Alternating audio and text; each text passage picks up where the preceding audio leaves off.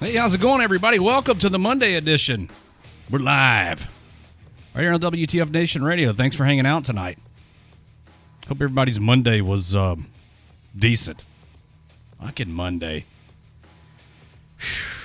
But we're here. We're going to try to entertain you tonight. And what better way to entertain you than to have a couple cops on the show to talk about cop stuff? Hey. Hooke'em and Booke'em will be here. Well, this new mic stand's not really cutting it, is it? I'm hiding. Like It's right there. Yeah. All right. Let me fix that. Ah, crap. Your grill. I can never get this mic position where I want it. I mean, yeah. Damn Yeah, that looks good. Is that better? Yeah. You can see more of my face. How's that better? I mean, you're getting what you want. Like showing your face is what you're trying to do. Not really. I should get a bigger microphone and completely obscure my face. That'd be fun. Coming up at the second hour of the show tonight. Hooke'em and Booke'em gonna be here. These guys. If you caught the show with angry cops, that would be Officer High. Thank you, Andrew. Yeah, I have a great radio face, right? Officer High, some of you probably remember him as Drill Sergeant High, who's been on the show a couple of times, is friends with these guys. And these guys are doing videos on Hello Athena on Facebook as well. And, who knew? Who knew these cops were so funny? Pretty, I watched some of their stuff today. I was like, hey, doing the whole shenanigans works and humanizing cops and all that good stuff. Some homo just came in here and said he gets his eyebrows waxed. I'll take that as a compliment, dude. Thank you. I mean, I don't. But for you to have keyed in on my eyebrows is, to me, a compliment on my appearance. Thank you very much. Hey, there's nothing wrong with a good waxing here and there. I mean, I thought they were talking about you at first, but you weren't on camera, so they had to have been talking about me. Oh yeah, they must have. Oh man, that's really boosted my self-confidence. Thanks, buddy. Hey, chicks dig dudes with waxed eyebrows. Oh, it's a chick. Okay, all right. Thanks, chick.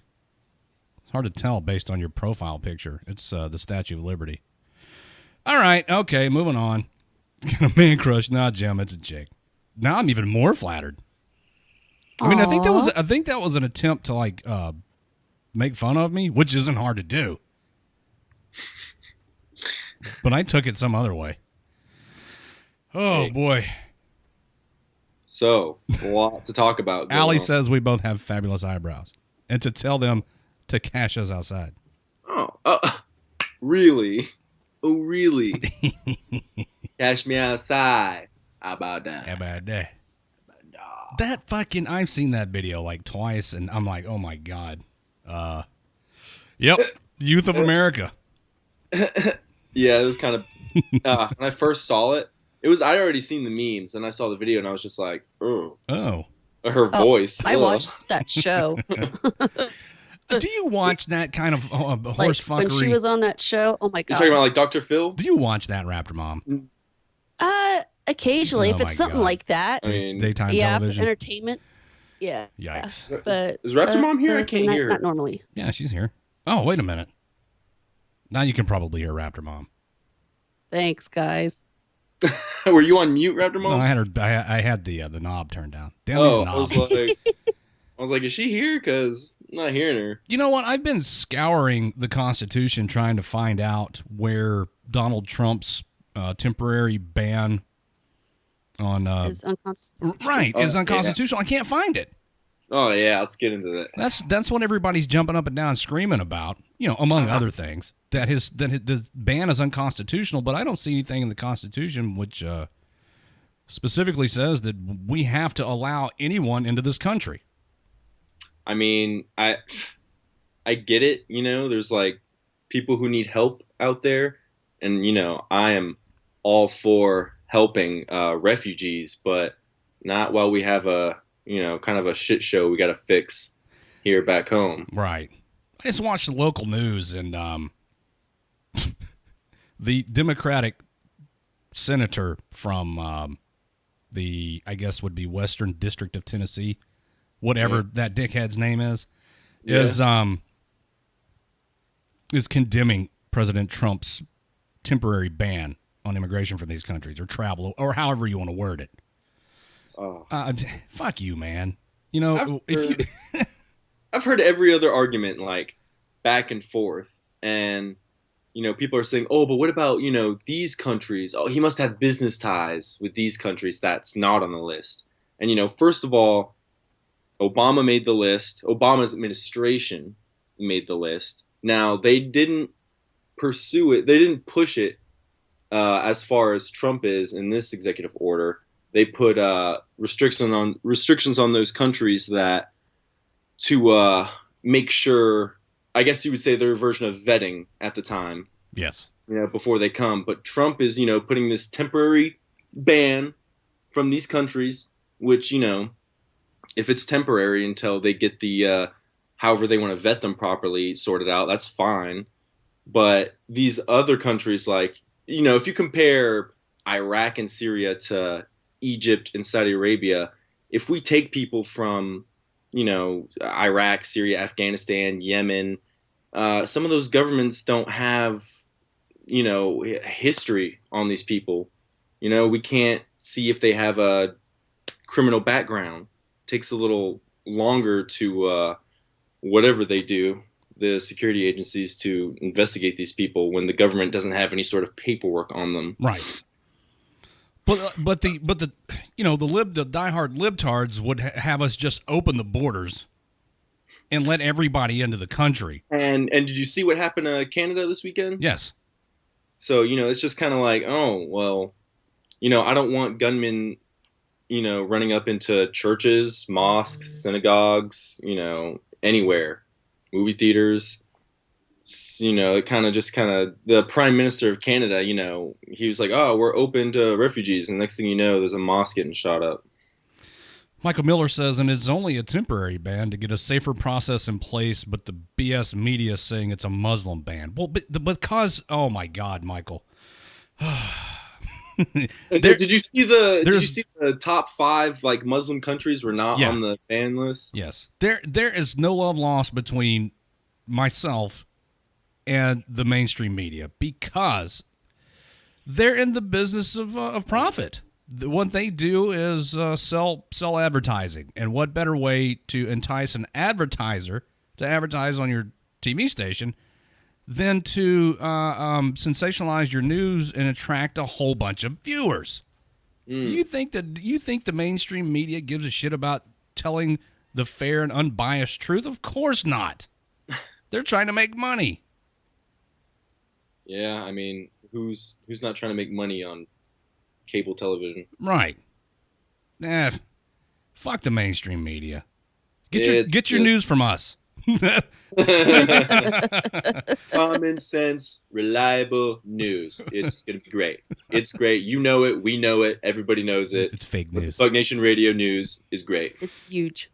It's huge. So I couldn't help but notice today that that I guess Parliament over in the UK is debating on whether or not to ban President Trump from the United Kingdom. And in fact, 1 million people signed a petition to stop President Trump from visiting the United Kingdom. To which I say, who the fuck cares? I mean, what's a million people to their total population? He doesn't run the United Kingdom. He runs the United States of America. So who cares if he can go to the UK or not? You think he gives a shit? Probably not. No, he doesn't. In fact, he would probably be relieved if he didn't have to go over there and meet with that bore of a fucking prime minister they have. Excellent. Open up some free time in my schedule. Right. Who needs it? Yeah, because I guess he and Arnold Schwarzenegger have some things to talk about. It's fucking probably them watching our news. They're watching CNN. I mean, correct me if I'm wrong, but didn't we break away from the UK back in the 1700s? Yep. So why the fuck do we care about what the UK thinks? Who cares, man? Let's put this all over the news. I saw it on where did Zulu go? There he is. Hey. I saw it all over the interwebs today. Their parliament meeting, whatever they call it. Who gives a fuck? And like they never gave any valid point. It was just a bunch of old bags, just wasting oxygen on whining and crying how we're being mean to refugees and immigrants. Josh Perkins in the Facebook live chat says, "What about Iran banning U.S. citizens from entering?" Well, that's their prerogative, dude. Just like it's our prerogative to ban Iranian citizens from entering the United States. Again, who cares? Let's just let's do us and let them do them. Have you seen that picture, that meme? Caleb says they're just trying to stay relevant. What meme? I missed out on a dank meme somewhere. Oh yeah, it was the dude who's like, when Iran says Americans can't come to their country either, it's just like, okay, you really ruined my spring break plans, Iran. Right? Oh damn, I'll have to vacation in some other shithole country. Like, nah, I don't think anyone was planning on going to Iran for pleasure anyway. Oh my God, it's a case of us looking out. I mean, narrow your scope, everybody. Let's work on the United States of America. There was so much. There was a live broadcast of the UK Parliament having a get together or whatever they call session. There was a lot of people watching it live and commenting. There's so much hate towards Trump in the world right now. WTF Nation Radio, you're on the air. Who's this? Hey, this is Glenn. Hey, what's up, buddy? How's it going? It's going. All right. Well, there's a lot of things to talk about. You guys are talking about the whole Muslim ban and stuff like that. And that's not what it's about. It's about protecting the country from these Bingo. radical people in areas that we can't properly distinguish who's bad and who's good. You just hit the nail on the head, dude. That's what it's about. It's not about banning a specific religion. No. Even though let's be honest. If I'm in a rural area, if somebody starts putting up a mosque in the area, it's going to be kind of suspicious to me, and I'm gonna, that's just who I am. I'm a veteran, and I'm going to look at them and I'm going to say, hey, are you doing the right thing or the wrong thing? The deal with the thing in Canada, I even put on Facebook is bullshit. I don't see any specific threat from these people that were gathering together to worship. Do what you're going to do, but I don't know the suspects and stuff. They said they had 2 people in custody. I don't know what the reason why they did what they did, but I'm really hoping that it's not some huge like Christian people against some Muslims, because that's not how we operate as Christians. Well, there's going to be shitheads in every camp. So, I mean, let's look at all of the recent, and when I say recent, let's just say within the past 10 or 15 years, attacks that have been perpetrated by. Yeah, you have to go back that far. Yes, for radical Christians. They've been perpetrated by somebody who's claiming a religion or claiming their act in the name of a religion, and to what camp or to what religion or to what party do the majority of the people who've perpetrated these attacks belong? The facts don't lie, dude. No. So let me ask something. For argument's sake, let me ask you something. Both of you, what do you guys say about this? The temporary ban. I'm not going to call it a Muslim ban because that's not what it is. But what do you call this temporary ban increasing propaganda for organizations like ISIS and how they could use it to increase hatred towards the U.S. and the West? So, ISIS can take this and say, well, they're look, America's banning Muslims. You should rise up against America. Somebody can sneeze in America, and ISIS is going to use that for propaganda. Right, you are. And you're going to have some tard that follows it, and that's the problem is, especially in these third world countries.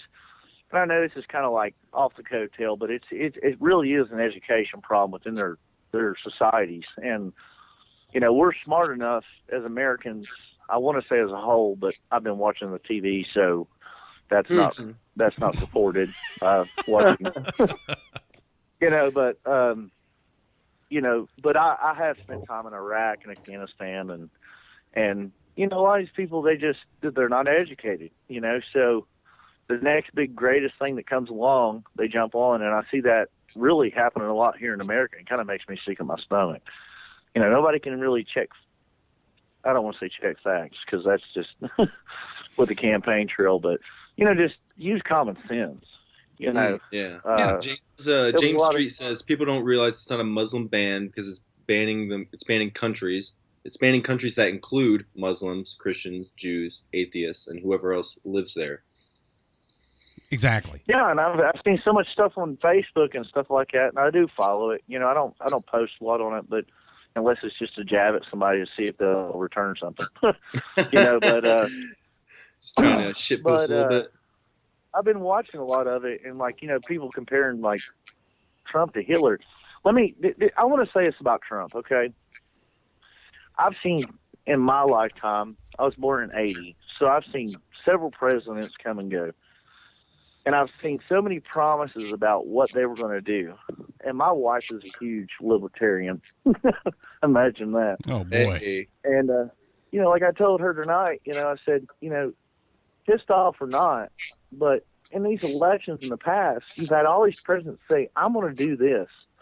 And you get 6, 8 months, a year, 3 years, 2, whatever it might be, into that, their presidency. And they haven't done nothing. And that's one thing they're not complaining about. If there's one thing they cannot say about Trump, it's that he's doing what he promised. Like me personally, whether or not I like what he's doing or not, he's fucking doing what he said. True story. I had a buddy of mine that was a huge Trump supporter. Now all of a sudden he's on Facebook going, well, I'm not really sure about this. We're looking at civil war in the country. I'm like, fuck them. Quit being a pansy ass. Oh my God. See, when people on the left talk about civil war, I just laugh on the inside. Well, they don't know what civil war is. It'll stop the minute when shit really hits the fan. They'll be like, fuck this. This ain't really, this is not what I signed up for.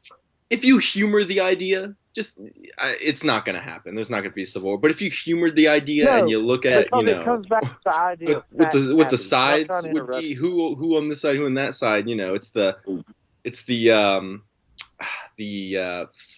free love people against it's just the other people against the people who are pro Second Amendment. That's what I see. I want to coin this phrase. I call it the fat and happy complex, okay? That's America, okay? So people are out bitching about a pipeline, and I don't know, half these people don't look like they have fucking jobs. I'm trying to figure out, how they have time to bitch about a pipeline where there's, fucking 9 million other ones. Yeah. And all this stuff, but it's the whole fat and happy complex. The problem is that we support these damn lazy-ass people that don't want to work. And I've had people come back, maybe it's their lunch hour, maybe it's this, maybe they're on vacation. Bullshit. Whatever. Who the fuck goes and protests on their lunch hour? This country has... You know what? There's a big problem in this country. If we don't have something to bitch about, we go out and find something to bitch about. We manufacture an issue where there is none. That's the problem in this country. All these people, like you said, all these people, all this free time on their hands. Don't you have a job? Don't you have to support yourself? Oh, no, wait a minute. You're living off of the government's teat.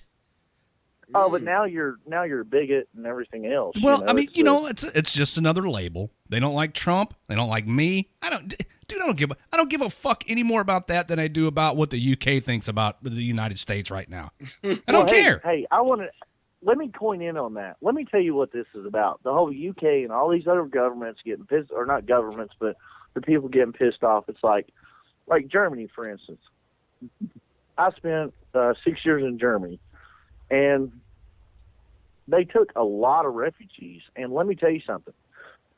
I got buddies that's married to Germans, and I talk to people back in Germany. I have friends that I lived in an economy with in Germany, and they've completely destroyed some of these European nations. These refugees have. I mean, it's awful. The pictures and stuff of where I used to live at. And but this is what it comes down to. They're looking at this like, we took our fair share. Why aren't you? And, it's like the game Monopoly, and that's what Trump's playing. It's like, fuck you, I don't care. I bought Boardwalk, and you're going to pay me your fucking money, I don't give a shit about your country. Well, the bottom line is, dude, here's the way I view it. This is the United States of America. We don't owe it to any other nation to allow people into our country. We're not required to. Donald Trump's interests lie with the safety of this nation. Sometimes, to make an omelet, you got to break a few eggs. Yeah, he's a business guy. He's used to running a company where he goes, this is the way it's going to go. And they're like, oh, shit, well, we got to do it. So he's going to get some backlash, and even, he's going to sit down at night and think, he knows shit, that. I'm not used to this. I tell my companies what to do, and they do it, and that's just that's the bottom line. Well, that's, like it or not, Donald Trump's the chief executive of the United States of America for the next 4 years. And, of course, you can't turn around without bumping into somebody who says, oh, he's going to be impeached. For what? No. Yeah. What's he done? He's trying to run the goddamn country. Everybody got used to Obama and the Obama administration coddling the libtards, for lack of a better word, which that word's kind of getting played out. I need to find a better derogatory term for these idiots. I would probably hang on to uneducated people. God damn, dude. But what the fuck, man? Come on, everybody get with the program. You're either going to support the chief executive and the commander in chief, or you're not. But if you're not, just shut up and get out of the way. What really pisses me off is that, you guys are going to really talk, pissed off at this, but I voted for Obama the first time around because I was looking for something different than what's in Washington. And I kind of bought onto that whole train. And I saw that he had control, and a lot of people don't bring this up in social media or even in the media at all, but he had control of the House when he went in, and he didn't do nothing. He had control of the House and the Senate, didn't he? Yeah, both of them. Yeah, control of Congress. In 2008. Yeah. Well, he turned around and he waited until the Republicans had control of the House before he started pushing his agenda, and then it was just a big fight. He didn't try to change anything. It's like he stood back and didn't push anything until he realized there was going to be somebody pushing back. And, that's because I'm not Republican or Democrat. I don't give a shit who you are. That's the legacy of his entire administration. Passiveness. But he didn't do nothing. He didn't do shit when he had control to do something. And that's what pissed me off about him. And Trump. My wife and I were watching the news, and one of the stories they covered was, former President Barack Obama responds to President Trump's temporary ban on immigration. And my wife looked at me and said, "Since when is his fucking opinion relevant now? I mean, he's not the president." Again, and I've said it since for the past 25 minutes that we've been on the air. Who the fuck cares? Let's focus. No. Let's focus on the big issue. Let's stop worrying about all this stuff in the periphery. Well, there's my word for the night. All the stuff off on the sides that you can barely see. That's not important. I'm the kind of person that kind of sits back and lets things play out. I wasn't elected president, and I want to see how it plays out. I want to see how it plays out too, Glenn. Because the first 100 days, isn't that the yardstick by which a presidency is measured? That's right. Yeah, man. And he's probably done more in the last, how week and a half, 2 weeks? Now? Yeah, he's on a roll.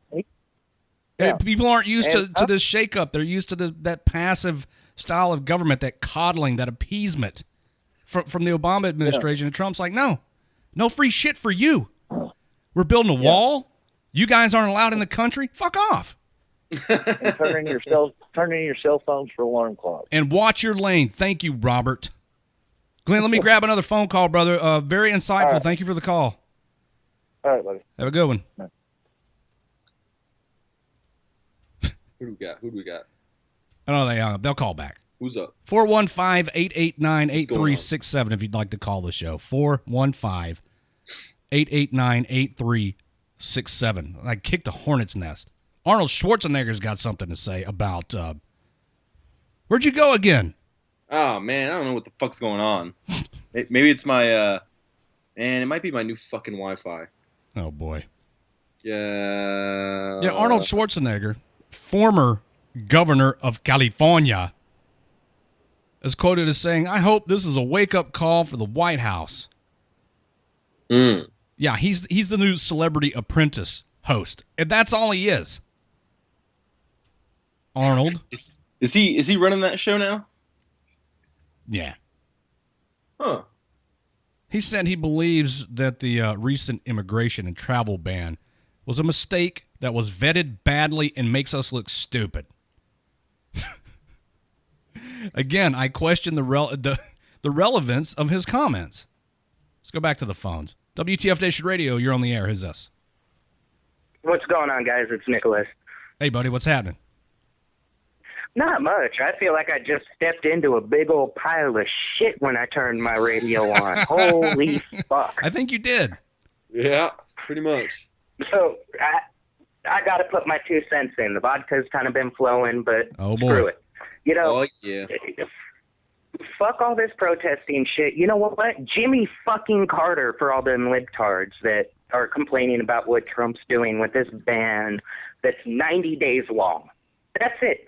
90 fucking days. All your Democrats turned around, put them up, and did the same fucking thing, and there were cricket chirps and applause. That's it. By and large, conservatives understand that in order to affect change in the government, that there's a process that is to be followed. And that process You gotta is, piss some people off. well, the process, at least in my mind, is, hey, let's go to Capitol Hill, let's talk to our elected representatives, congressmen and women, and let's do this the way the founding fathers intended, instead of getting in the middle of the fucking road when I'm trying to go to work and blocking traffic. The best way to stop that is give a libtard a fucking job and an obligation to support their family without government assistance, or put a giant grill on your truck. Did you see where these idiots were protesting at the airport? At the airport! I live in Yeah. Oregon, Redleg. I mean, Yeah. we have Libtard Central. We have a show based off how stupid the citizens here in Oregon are. Really? Portlandia. Oh yeah, That shit's that's not a right. joke. Wasn't that on That some is, I fucking hate hack? to say it. I'm kind of embarrassed to put it out there, but that's Portland. That's Oregon. Well, I mean, that's unfortunate that you're stuck in the middle of all that shit. Chuck Schumer was crying while surrounded by immigrants, and didn't Donald Trump say that that the crying was fake crying, Fake tears for fake everything. tears? Yeah, motherfucker, there's no crying at Congress. Crying in Congress. Well, Fake- I mean, fake honestly, tears. if you want some really good acting, put John Lewis on the fucking stand to tell him to start talking about the atrocities happening. The only atrocities that are happening is that a certain I say that in quotes, right. mind you. Yeah, the only atrocities that are being committed by U.S. citizens in all of their stamping of feet and lying down and having temper tantrums and otherwise acting like children. You're adults. All these people that are protesting are grown adults. So You know call what, your Drew, representative, call your went out- senator, act like an adult. You know what? I say again, get the fuck out of my way.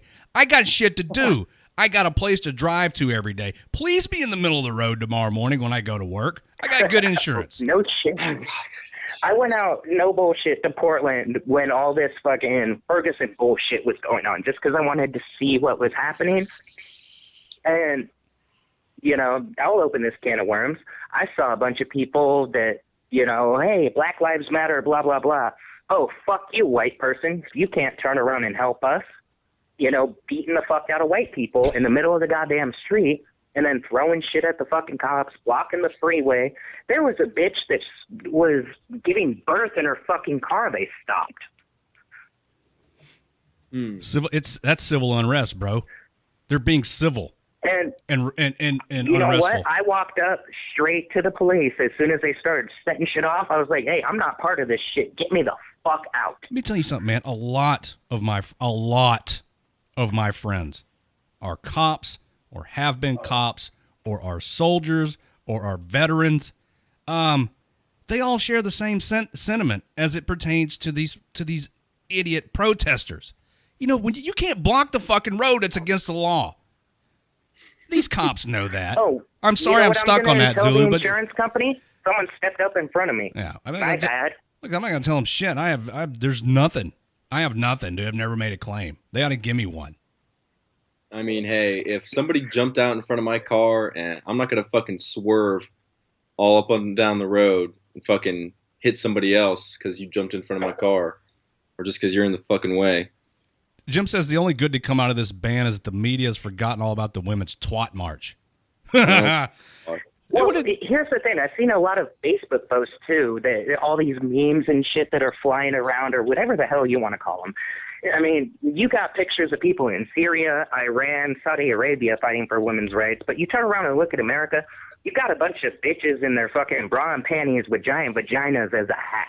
Dude, I was so flags that say love pussy. I was with their so children next to them. confused. I was so confused about women protesting for women's rights.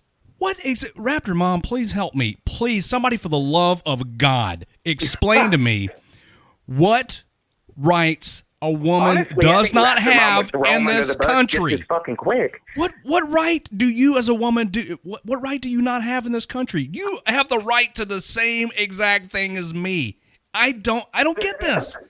I think you're just all coming together to make noise for the sake of fucking making noise. Go home. Who the fuck cares? I'll pat you on the back and tell you to go make a sandwich. You know, I've been trying to figure out this whole rights thing too. Like, I mean, I make the same pay as everybody on this station. Right. I can vote. What else? If I wanted to go active duty, I could be, I could do a combat MOS now. I was gonna say So the last holdout, the last bastion of I don't want to say like prejudice against women, but the last bastion of things that a woman could not do in this country, and there wasn't a damn thing you could do about it, is gone. You can now go be an infantry woman if you want to. Fucking special forces if you want to. Hey, and go do it. I told this to a girl. I was like, I think the march is kind of silly. I think they're just upset about Trump. And, I got some fucking flack for that. And I was just like, well, I mean, like, I'm sorry. I already see women as equal to me. What the fuck, man? Here we go. We just need something to bitch about. So, women, let's get on Facebook and say that we're not being treated as equals. Well, and then we'll all put on our stupid fucking hats and our pussy outfits and go to Washington. Fucking protest that said women need to have the same rights as guns. Oh, you don't want to be allowed on state and federal property? We have to register you. Yes, we have to wait a week before we purchase you. Yeah. Oh, sorry, you got to stay in a car. I'm going in the bank. Right? Jeez. God. Nick, if somebody's trying to call in, dude, let me get another call. All right, man. I'll let y'all go. Yeah, We're about to go start settle cooking down. Up a storm here, so go calm down. Yeah. You stepped in a pile of shit. Shots, guys. All right, brother. Yeah, I'm sorry. Y'all got my blood boiling on that one. Good. Mission accomplished. Good night. Later, man. Oh, Nick. You turn on the show and you hear us ranting about libtard snowflakes. There's enough to get anybody pissed off. Look, Zulu's chugging from a fucking... What are you drinking, dude? You just drinking liquor straight from the bottle tonight? No. This is a 32-ounce Corona Familiar. Oh, classy. I don't know, bro. 30 ounce. I felt like balling out tonight. You better enjoy that beer because once they start importing from Mexico. Oh my God. They're not going to be able to get any beer over the wall. Oh man, I love my Mexican beers too.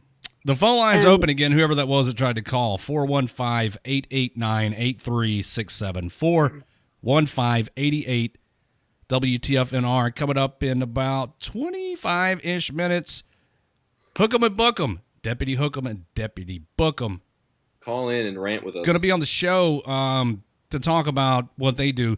And this is going to be fun. It's going to be fun to talk to these dudes because I've seen their videos and they're pretty funny. And these humanizing the badge is the angle that they're taking here to show you that cops are people too. They are. WTF Nation Radio, you're on the air. Who's this?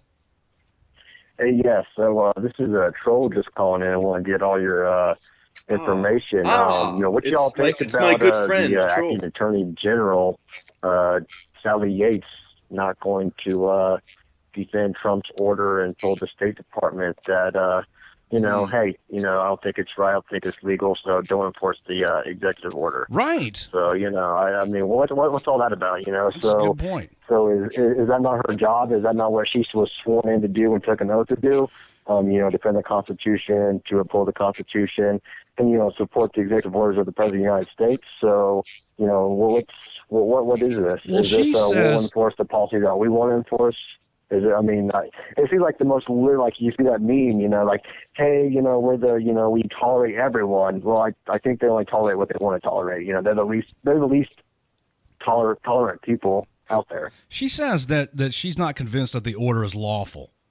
And again, the judicial branch operates on case law and interpretation of the Constitution. Again, I see no precedent for this, nor do I see anything in the Constitution which specifically states that it is unlawful for the chief executive of this country to prohibit entry into this country by non-citizens. This chick doesn't like her job, evidently.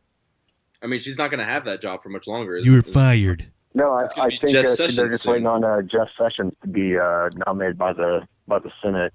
I just think that's crazy that a top official for there, we're not going to do this. Right. Yeah, she just wants to fucking get it all just publicly. she wants to go out with a bang. Yeah, she's just going to end up going down in flames.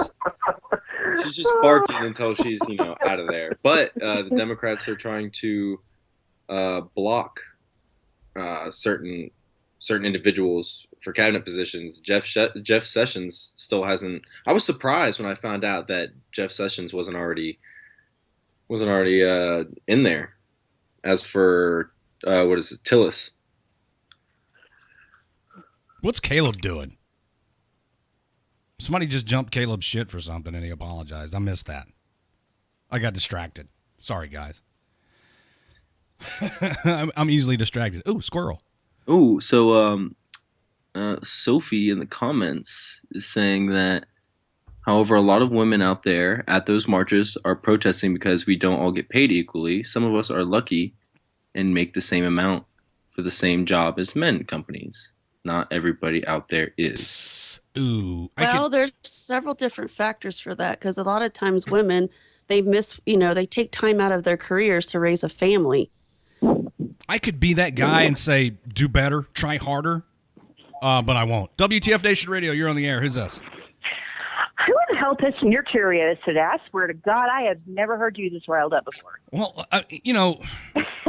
I'm sick of all the bullshit that's going on in this country. Everybody should just grow up and do something constructive. Yeah. And trust me, I'm a Army wife and a Marine brat and an Air Force ex-wife, and I have never seen so many people fucking bitching about what the president now has done versus what the past president has done. Grow up, people. Who the fuck cares? If this Muslim ban or whatever the fuck it is doesn't concern you or your immediate family, you don't need to be worrying about it. The list of things that the previous administration had not done would be the longer of the two lists.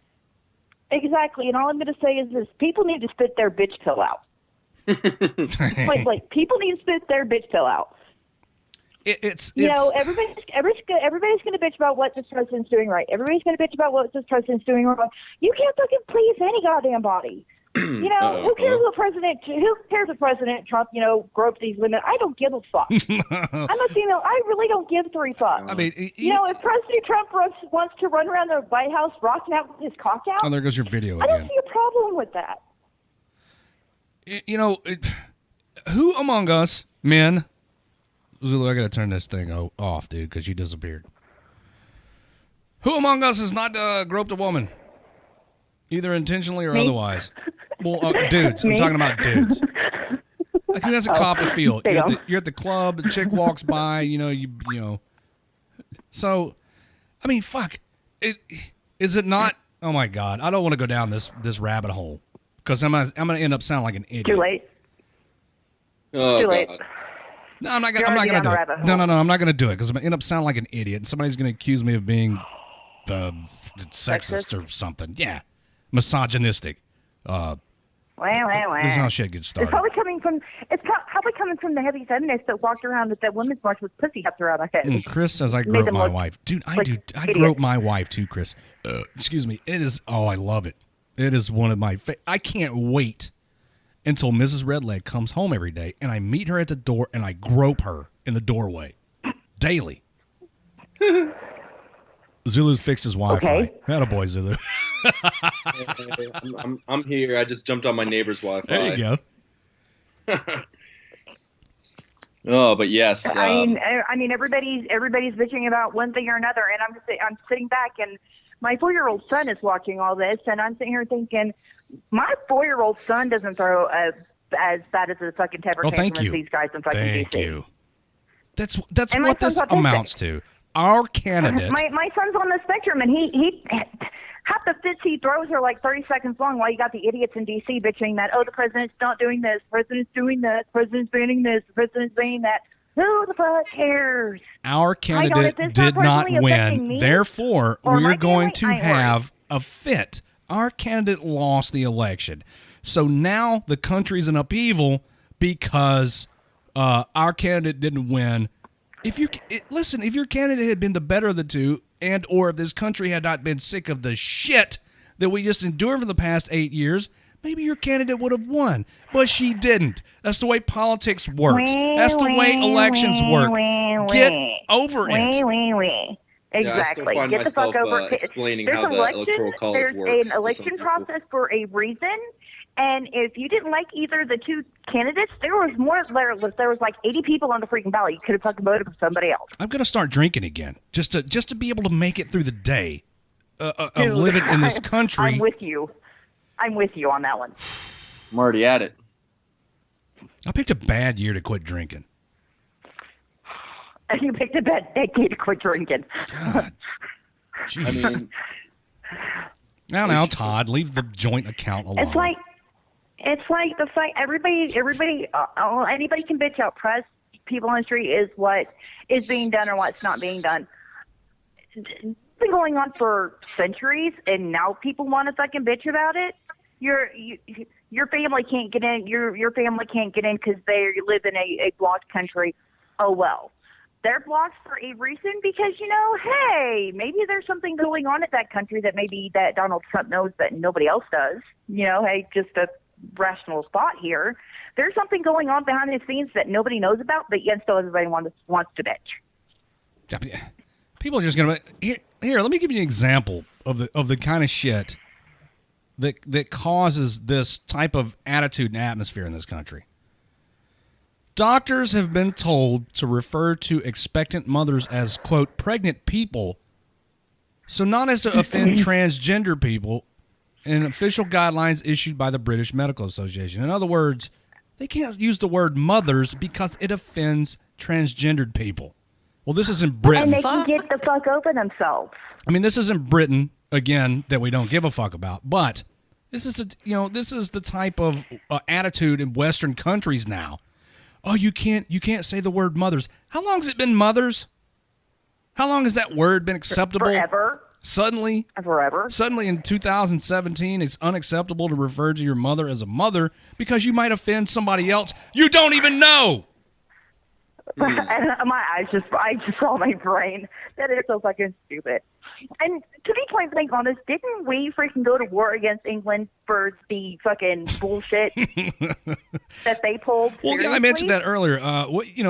England, the United Kingdom, Great Britain has not been relevant to the United States since the 1700s. So, I'm gonna start a movement.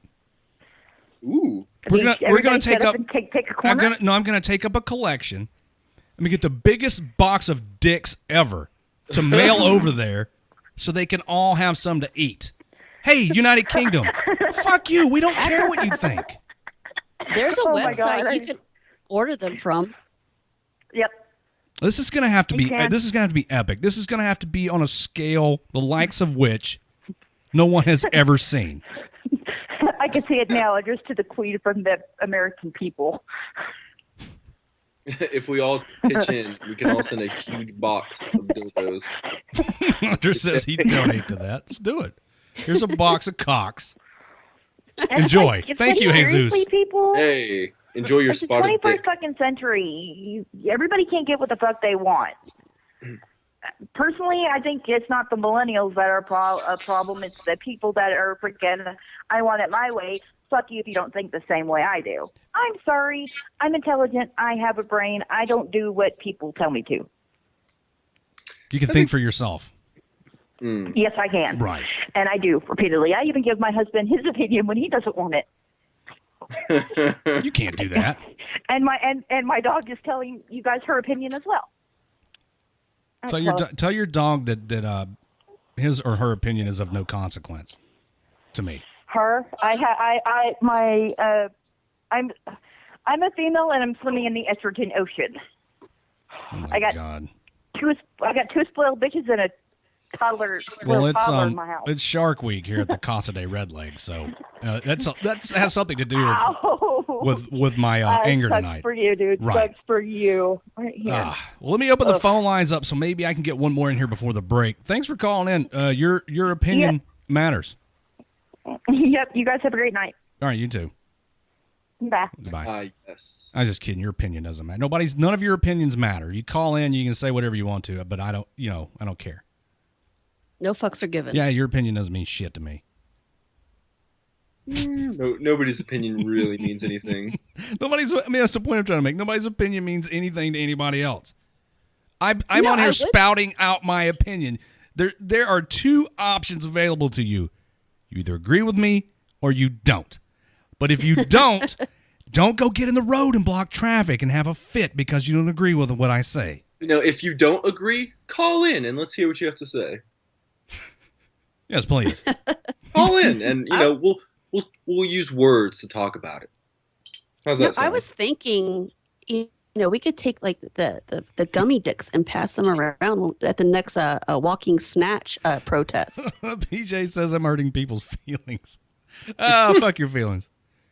I don't care. Maybe Trump should set up safe zones in the U.S. for people. Like, safe spaces. Like, you mean for U.S. citizens? Yeah, they got a plan for safe zones in like Syria and Iraq. They're gonna set up some for U.S. citizens who are still hurt by the election. Well, let's get Nick out of Oregon. We'll put a fence around Oregon and put them all up there. Robert says I identify as a cactus. Interesting choice. Interesting. Who gives a fuck? Nobody you identify as whatever you want to. He just hurts everyone who touches him. Survives off minimum water. Cactus lives matter. All right, Robert. People want to not people.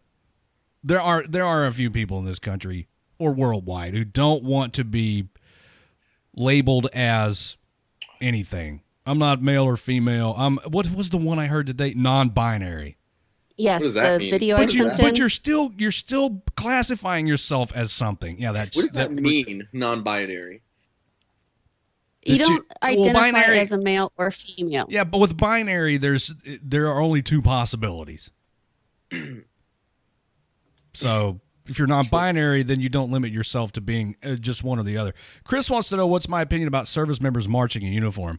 Well, That's my regulation. yeah, I was going to say, my opinion aside, that's kind of against the Uniform Code of Military Justice. Those people should be dealt with accordingly because you are a representative of the armed forces of the United States, which, like it or not, is headed up by the commander-in-chief, a.k.a. the president. So for you to go out in uniform as a representative of the military of the United States of America and protest against your commander-in-chief reflects poorly upon you. And you should be dealt with accordingly, swiftly, and to the maximum extent allowed by the Uniform Code of Military Justice. When you signed that fucking contract to obey the orders of those appointed above you, that's what you're expected to do. Yes, Robert, it's unprofessional, but it's more than that. For all intents and purposes, it is illegal for you as a uniformed service member to go out and protest in uniform. Your job is to do what your superiors order you to do. Ultimately, the commander-in-chief. You don't have to like it, but you have to do it. You swore an oath to do that. You gave your word to do that. If you're no better than that, your word is garbage. I've seen some of these pictures of people in uniform. They don't even look like they're actually in the military. I saw this it looked like I couldn't tell if it was a boy or girl, honestly. And like they didn't have the fucking US Army fucking tape. It didn't even have like a unit patch. I was like, is this person even like in the service, or is this stolen valor and like people are just eating it up? You know what? These people should be, if you're still in the service and subject to the Uniform Code of Military Justice, and you go out and protest in uniform, or you go out and demonstrate or march in uniform, you should be handed over to the nastiest, saltiest, most sadistic NCO in the entire United States Army for a period of not less than 1 week. No sleep, no food. You get a little water every once in a while. And this nasty-ass sergeant should be able to smoke you until you puke up your stomach and your asshole falls out. Oh, God. And it would probably be like an E5 or an E6 because they're so damn salty. They've been like promoted and demoted multiple times. Your word is shit when you fail to uphold your oath. I guarantee you I could put out a call for that NCO, and I'd have motherfuckers lined up around the block. People who have honor. People who are patriots, care about their fucking country and what it stands for and the oath they took. That shit makes me angry, man. Because you raised your hand and you made a promise. Well, I mean, there's millions of people who sign up throughout the years, and you got your shitbags here and there, but it's okay. It's okay because we know there's more good than bad when it comes to our brothers and sisters. But who's going off on me? That dude Brandon Alley? What's going on? I don't know. Going off on me? I don't care. I'm scared of Brandon. Oh God, D-Mac said he would have railed that ass. D-Mac's would. Guys, like it's so the rules are weird. It's like you're like allowed. You can go vote in uniform. That's allowed, which is really weird to me because like I don't know. Recently, I don't like being in public in uniform. Like when I am, I just want to go like straight from duty home. Like I don't want to go walk around, and I don't want to go run an errand or anything. I don't want to be like, I don't know. It feels weird now. All this hate going around, and like it made me last time I was in uniform. I stopped to get gas on the way home, and like it wasn't like the best part of town, and I was in uniform, and I was just like, I was just looking around the whole time I was pumping gas. I was like, man, This feels. It was the day. It was the day of the inauguration. I was like, oh my god.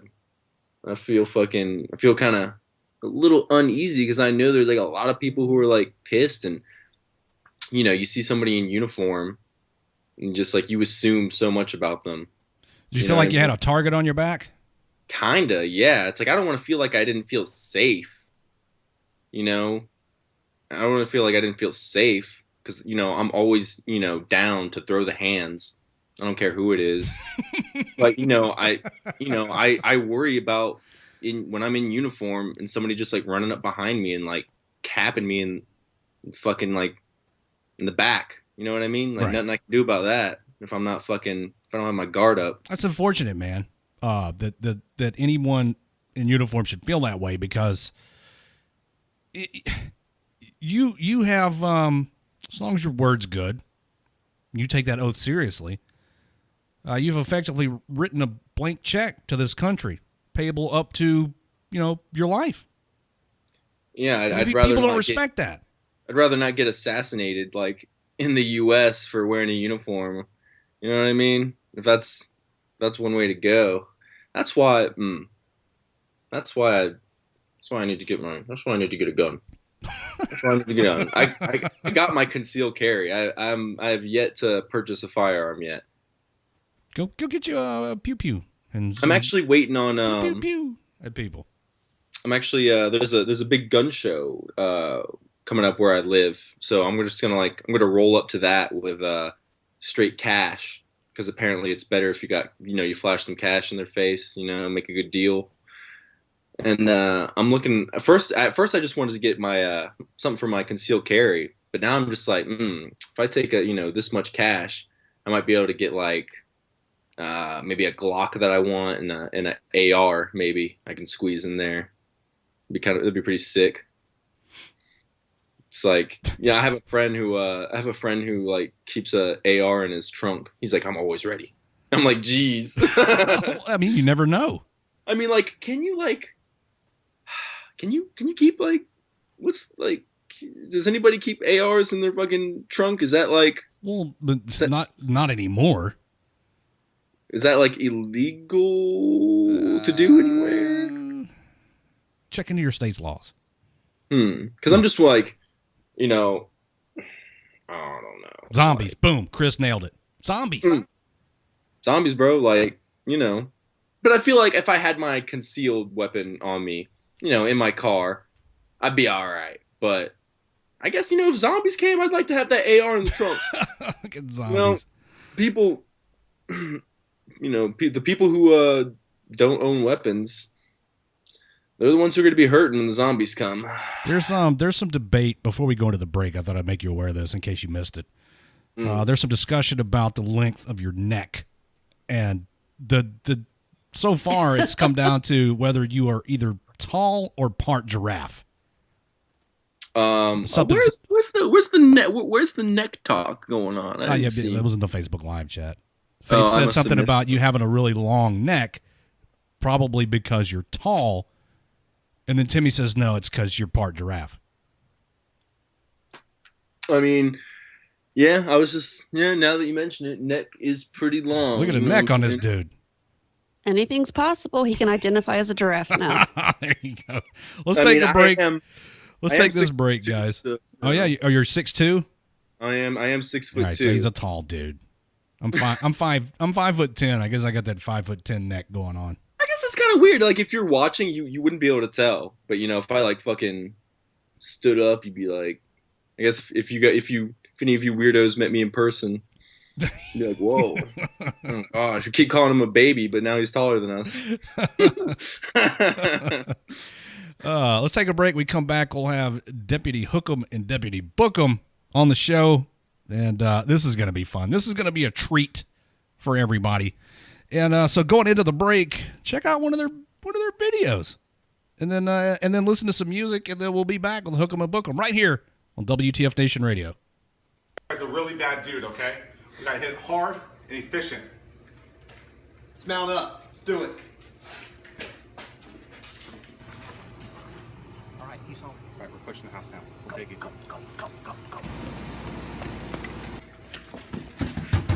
Please search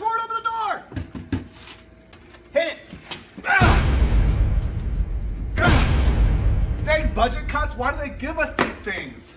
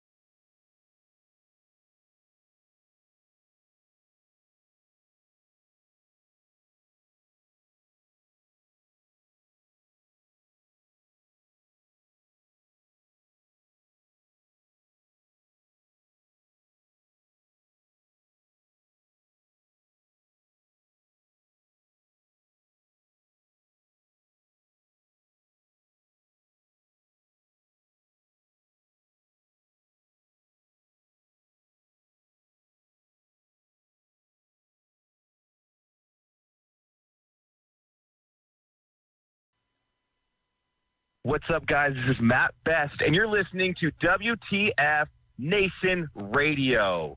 So listen the fuck in.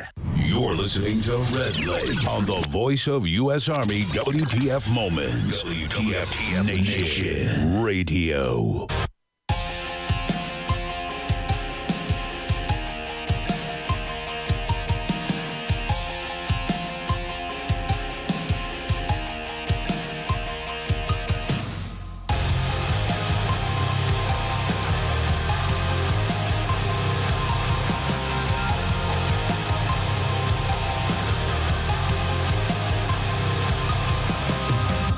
If you can find your own path.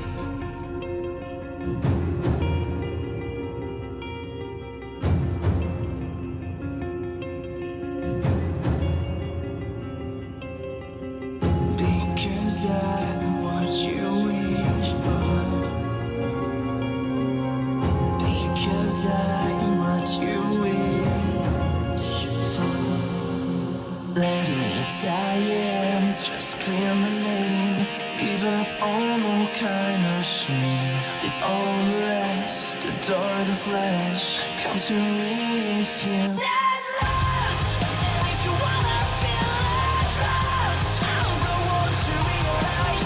Fantasies down on your knees. Just one word and it's all gone. There's something in your chest, and he just keeps you locked to me.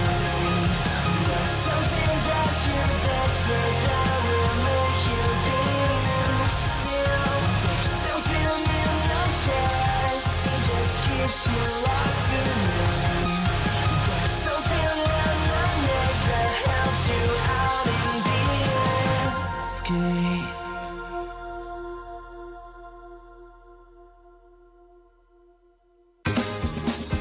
Hello, everybody. We're back.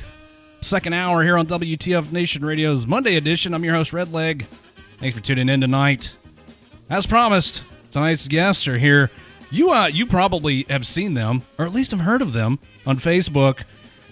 Hooke'em and Booke'em joining us here tonight, and my mouse is not cooperating, and there you guys are. Oh, my God. Hooke'em and Booke'em of Facebook fame. You guys,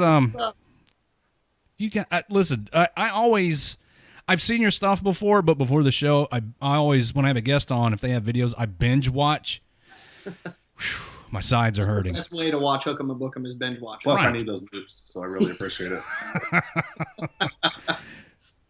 Welcome to the show, guys. I like your mission statement, humanizing the badge. I think that's important these days.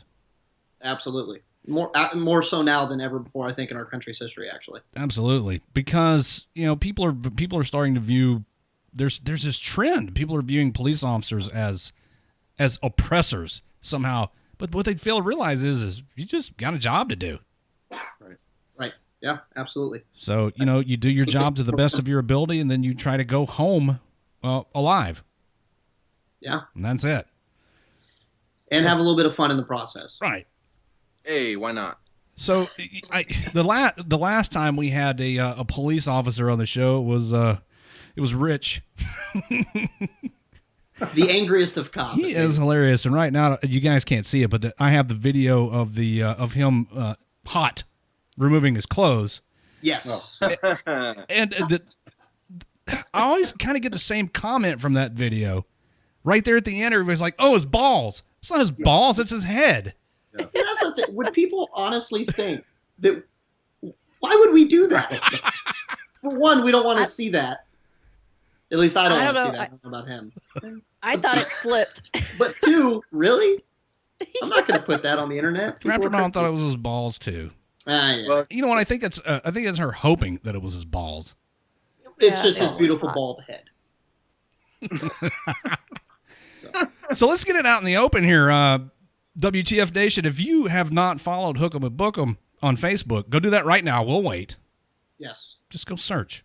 Patiently. If you type in deputy and then type in the word hook, then it pops up. That's right. Easy. So you guys are, to quell any rumors, you are both police officers. That's your jobs. That's what you do every day, or deputy sheriffs. Yes, correct. We are active law enforcement officers. And so what led you guys to this campaign of humanizing the badge? Was it some work-related experiences where you said to yourself, I'm sick of people looking at me like I'm some kind of machine. Let's show people the human side of law enforcement officers. So everything started through Vine. It's his fault, actually. It's totally my fault. I've been watching Vine since 2012 when it was first created. And I followed, Officer Daniels, Angry Cops, Mike the Cop, and I would watch their videos like religiously. And one day I'm sitting on the couch cracking up, and Eric's like, sorry, Deputy Hooke'em is like, "What are you laughing at?" And so, this Vine, it's an app that has videos for 6 seconds, and he downloads it, and I show him Officer Daniels, and it just kind of spiraled from there, where Deputy Hooke'em sent Officer Daniels a message, and he responded back, and they started talking and became friends. And he convinced us to start social media. Yeah, I've kind of always been into the entertainment kind of realm ever since I was a small child. I've done music since I was 13. And when I saw those videos, my first thought was, I could do that. I could be funnier than these guys. I don't know if that's happened yet. I don't think so. But I'm working on it. I'm trying. I'm trying. But yeah, I mean, we started doing it from there. He didn't want to do it at first. He was kind of reluctant because of the issues with working for a department and having things go on the internet, and how things could be negative, as we've seen with people like Rich High. And we didn't want that. Obviously a career is important to us, and representing the badge appropriately is important to us. So I think so far we've learned our lessons here and there, and pulled down videos that maybe shouldn't have been posted and fixed things. But now we're on this track of, we have our uniforms, we have our our censorship, I guess. Our guidelines we cross check with each other, and we're here, and we couldn't be here without those people, Daniels and Mike and humanizing the badge, and so yeah, we're all absolutely thankful for it. Have you guys done things that you said you've taken some videos down? Have you done things that in retrospect you were like, probably shouldn't have done that? Have you gotten any static from your law enforcement agency? It's all been rumor mill. So I've had people say, "Oh, this person didn't like this," or "This person high up saw your video and didn't like this," but no one's actually sat me down and said, "Hey, you guys can't do this." And my current command now, everything's an open door. They know about our videos. They know about what we do, the work with Humanizing the Badge, and they are actually supporting us now. As long as we keep doing the things that we're doing and don't embarrass the department and separate from the department or law enforcement as a whole, that they're on board. Yeah. So we can't say who we work for, use any of their equipment, stuff like that. But anything else, they're totally okay with. Yeah, I don't think anything we've ever done has been questionable for me, except for when I first started, I would wear my department shirt without showing patches. And that was, all those videos are now gone, obviously. But I've never shown patches or anything, and that was kind of my line.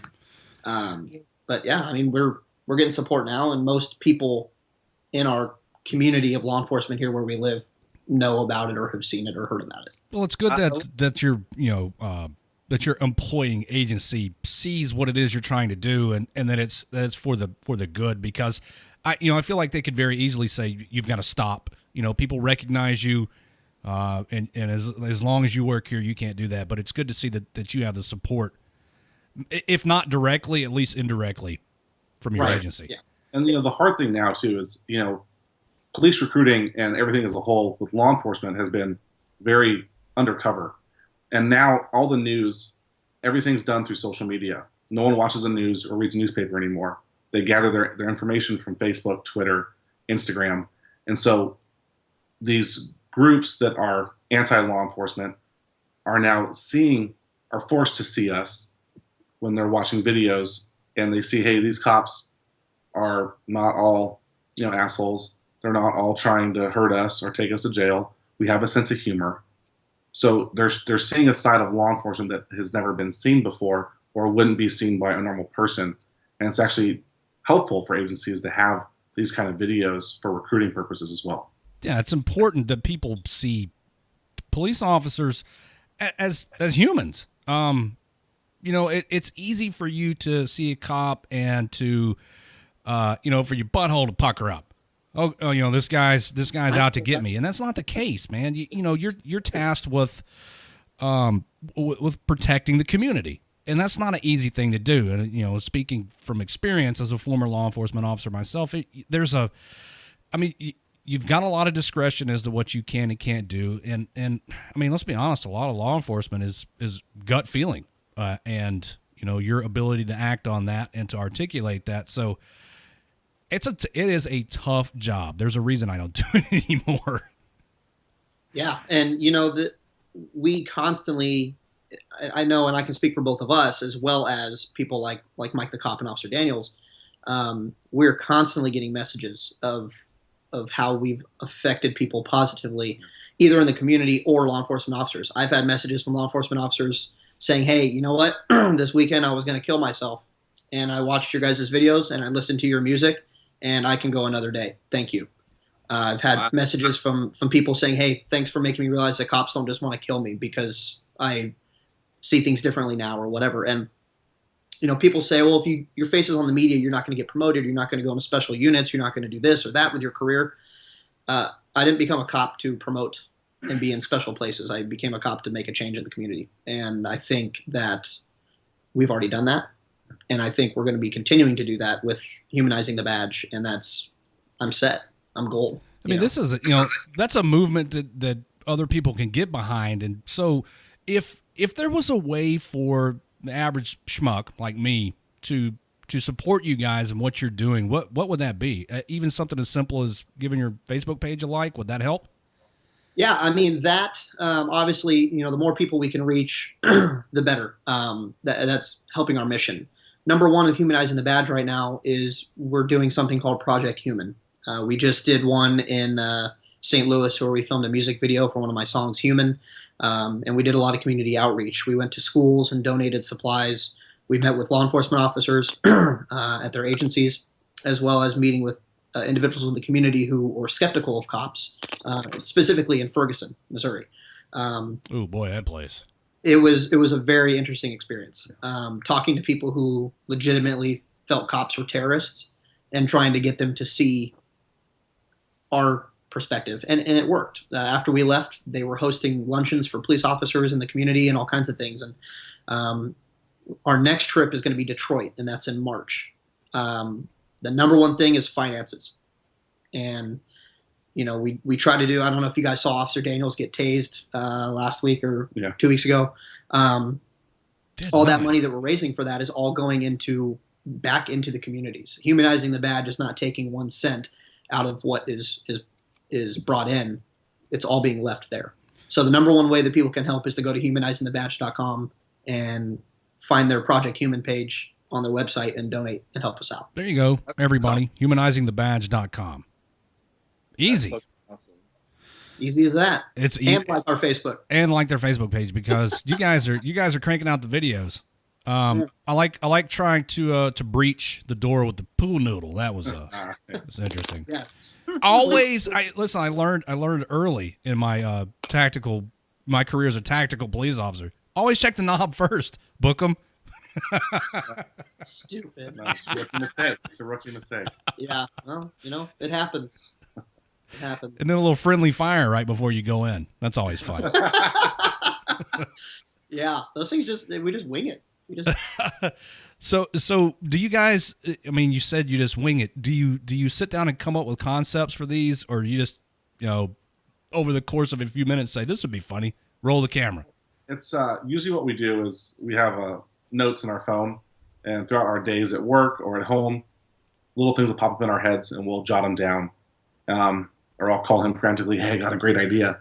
Write it down. Write it down. Okay. And then from the time we have a concept to the time we film it and it's posted, we've gone through like 7 different ideas in this video, and we may have filmed 20 different takes on it with different outcomes, and we choose which one we think is going to work the best. So from like concept to a video being posted, it could be several hours of us working on it, then filming it, and then editing it to post a 1-minute video. So it's actually a lot of work for us. Some videos we've filmed and it takes a week to edit because we want to make it perfect, or right. So just kind of or forget 10 minutes. like headlock into which outcome you want. Like you guys can't, you guys disagree on which one you want to post, and you gotta figure out, you gotta work that out. How does that work? A lot of it's to be PC or to make sure that it's not offensive. The thing with our videos is it's law enforcement related, but it has to be relatable for everyone to understand. If we just do videos that just cops understand, we're missing that whole demographic of people that may want to support law enforcement or might not like law enforcement, and we miss their attention. We don't grab it. So everything we do, we try to make it to where it's in a cop setting, but it's relatable to everyone watching. You don't have to be a cop to understand our videos, to understand our humor, and that is where it becomes tricky. Mm-hmm. Yeah, yeah. Because but as far as disagreements, I don't think we've ever had a disagreement. No, you got to kind of rein me in on some things. Well, and me too. I might have something that's too complex, and you're like, no, that's too hard. But other than that, we've never had an issue figuring out what's best for our pages. I can see where it would be difficult because of your, you get into a profession and you learn the vernacular and ways of doing things, and you take for granted that people understand what you're doing and what you're talking about. I can see where it would be easy for you to do videos and be like, oh, that's good. and the only people that get it are other cops. Yes. So that's And even in that realm, it can be hard. We've had multiple times where we've talked about using like radio codes or this or that or the other thing. Some agencies don't.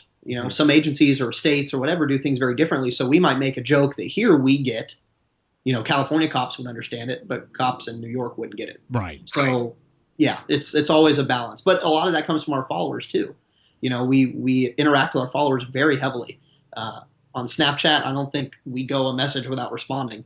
Instagram, Facebook, we respond to everything, and we take in everything that people say to us and suggest, and that's kind of how you get in tune with your following, is to be in tune with them. If That's awesome that you guys reply, that you reply to, or at least talk to everybody, because it makes your followers feel like that you're listening, and it makes them stick around and share and support your cause. And they're a part of our success. Zulu, is Snapchat something we should be doing? I don't know what the kids are doing these days. There's a lot of people on Snapchat. Oh my God, it's another app to download. Jesus. Right, yeah, it is. What I should do is get Snapchat and find Hooke'em and Book'em on there and just troll them constantly. Oh yeah. A lot of people troll me constantly. You guys like the dick pics? Raptor Mom's got a big collection of them. I love the dick pics. I guess your they get addressed to me. Yeah, we get them here and there. I bet. It's probably because we live together. People assume things. You guys find that most of your followers or the people that interact with you the most are other law enforcement officers or just civilians? It's a mixed bag. Yeah, we have a lot of cops and a lot of people. From what I'm seeing, at least through Snapchat messages and Instagram messages, I'm seeing a lot of high school to young adult people that want to get in law enforcement. They're either explorers with their agencies or they're doing volunteer work to try and become a cop. Chris has a question. Hooke'em and Book'em, why do you think nobody thought of doing what you're doing earlier? Well, I mean, it's been thought of. Officer Daniels has been doing it since, 2013? Yeah. He was really, I think, the first. I think the perfect answer for that is, and we see it in with our organizational ranks, is that our generation embraces technology. Prior generations don't, especially people in law enforcement. And a lot of the support we've gained within law enforcement agencies are from younger people. A lot of the negative, you shouldn't be doing this type people are the people that have been around for a long time and think it opens up the door to problems. Right. I don't think people did this in the past, even with the internet becoming huge in the 2000s, because of those issues.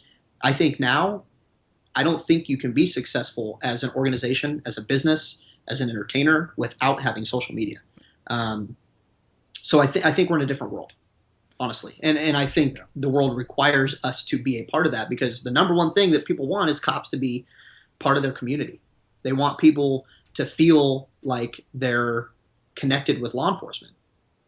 And without being in the community, you can't be in the community. So, agencies that don't want to put themselves out there, you're not going to get the love back. So I think that's a huge thing that's increasing every day right now. So, and it's important to stay on top of technology. And I thought that for you to say, that it's kind of the old guard way of thinking that's finally going by the wayside. Oh, you shouldn't be putting yourself out there like that. But you're out in the community every day. I mean, so people see you every day at work. Why not show the human side of what it is you do? Because people only see the one side. Exactly. And see the uniform and the lights and the handcuffs and the shootings and arrests, and they don't see you with your kids or you with your friends or what you do when you go home and watch TV, like every single person in the world does.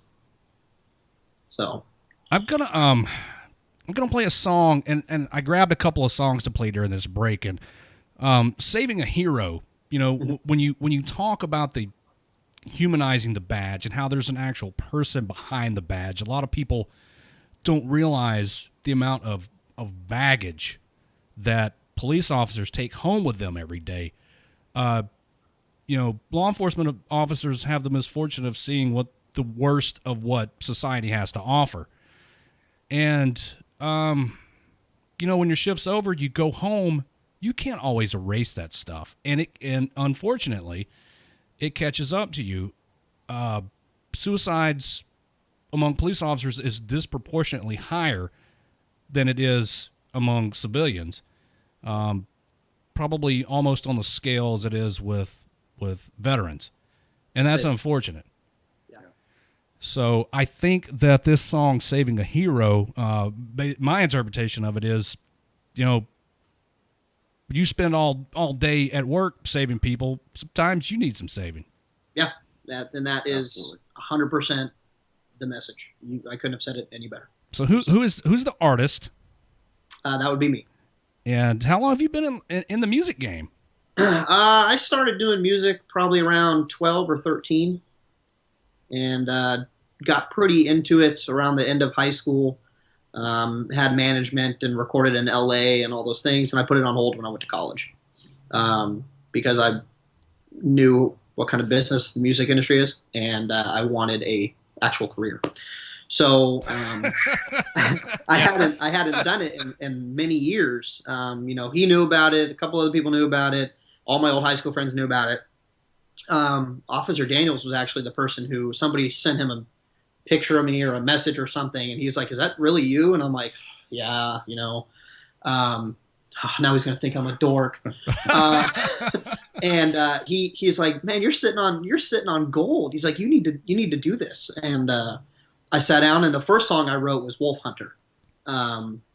And I wrote it and recorded it in the closet and downstairs in one of my guest bedrooms. And everyone I played it for was like, "Yeah, you need to go with this." And I did. And now we're here. So all that was written by me, mixed here in San Diego.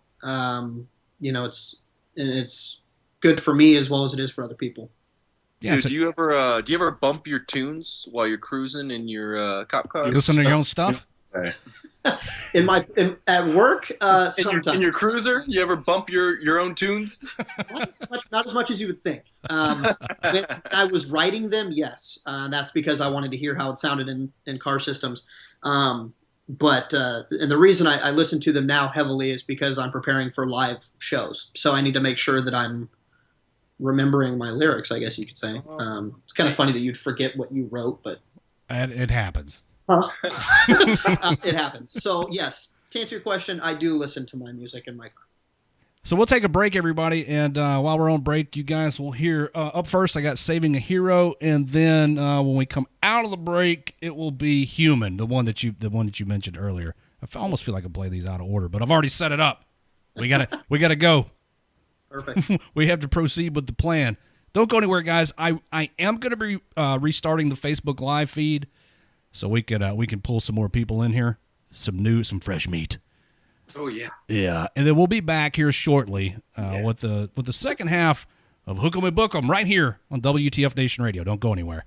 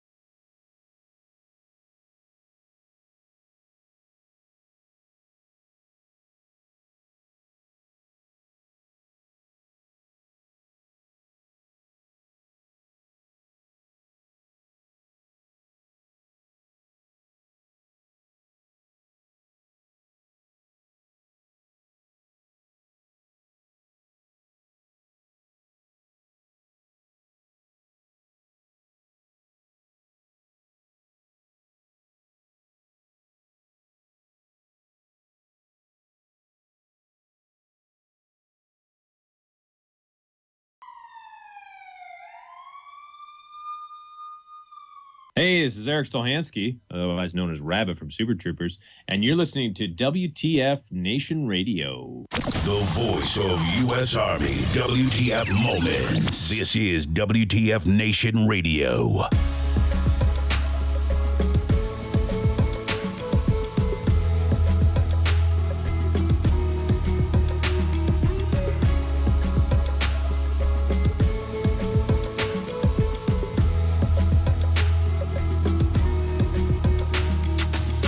Take this photograph, tell me what it is you see when you look at me. Deep into the photography, I don't really need your sympathy, just tell me your thoughts. Have I got what they got, and is it a plot done for naught? Am I not like you, because I do what I do? Who knew that I could lose a few of you, cause I bleed blue? But it's true, I know, cause I see it every day as I work and I sleep the day away. Like you I have pain, and like you I have fear. Can I pay all of the bills and still make it through the year? Will I make it home alive? Should I pray to the sky every day and every night? Will I hold you by my side? But in the public eye, I don't even have a heart. A robot of the system moving only when I'm told to start. Rip apart my art, I'm strong like a flower blooming. You got it all wrong, I know I breathe, and like you see, I see. And like you need, I need. And like you bleed, I bleed. Don't treat me like an object, I'm tested and proven. Mind, heart, and soul, I'll always be a human. Like you breathe, I breathe. And like you see, I see. And like you need, I need. And like you bleed, I bleed. Don't treat me like an object, I'm tested and proven. Mind, heart, and soul, I'll always be a human. Call me a vet like a soldier. Green beret, 21 gun salute, don't wanna see today.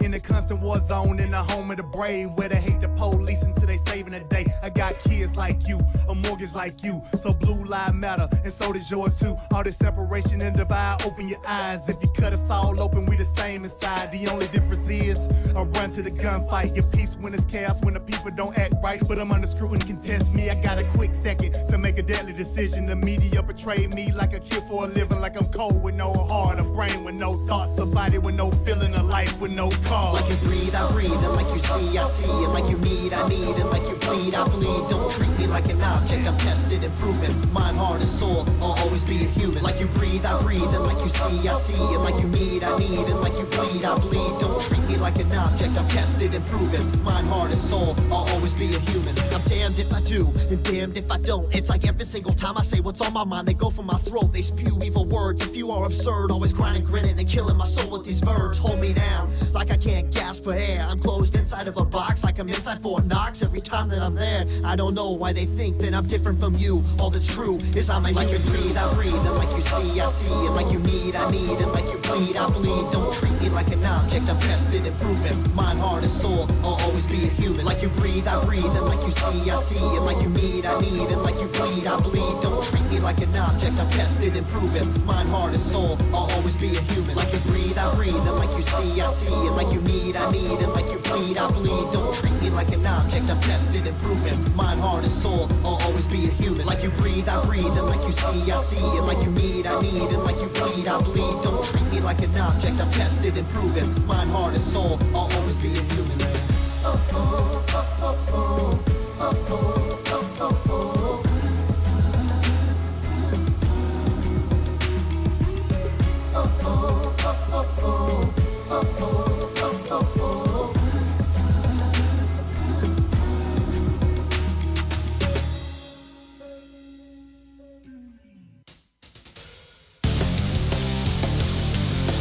Hello, WTF Nation. We're back with the second half of the Monday edition here on WTF Nation Radio. What's up? If you're just tuning in, I'm your host, Redleg. Hey, how's it going? Tonight's guest, Hooke'em and Booke'em, have joined us again. The second half of their segment here. And the music that you just heard, both of those songs were done by this gentleman right here. That fella.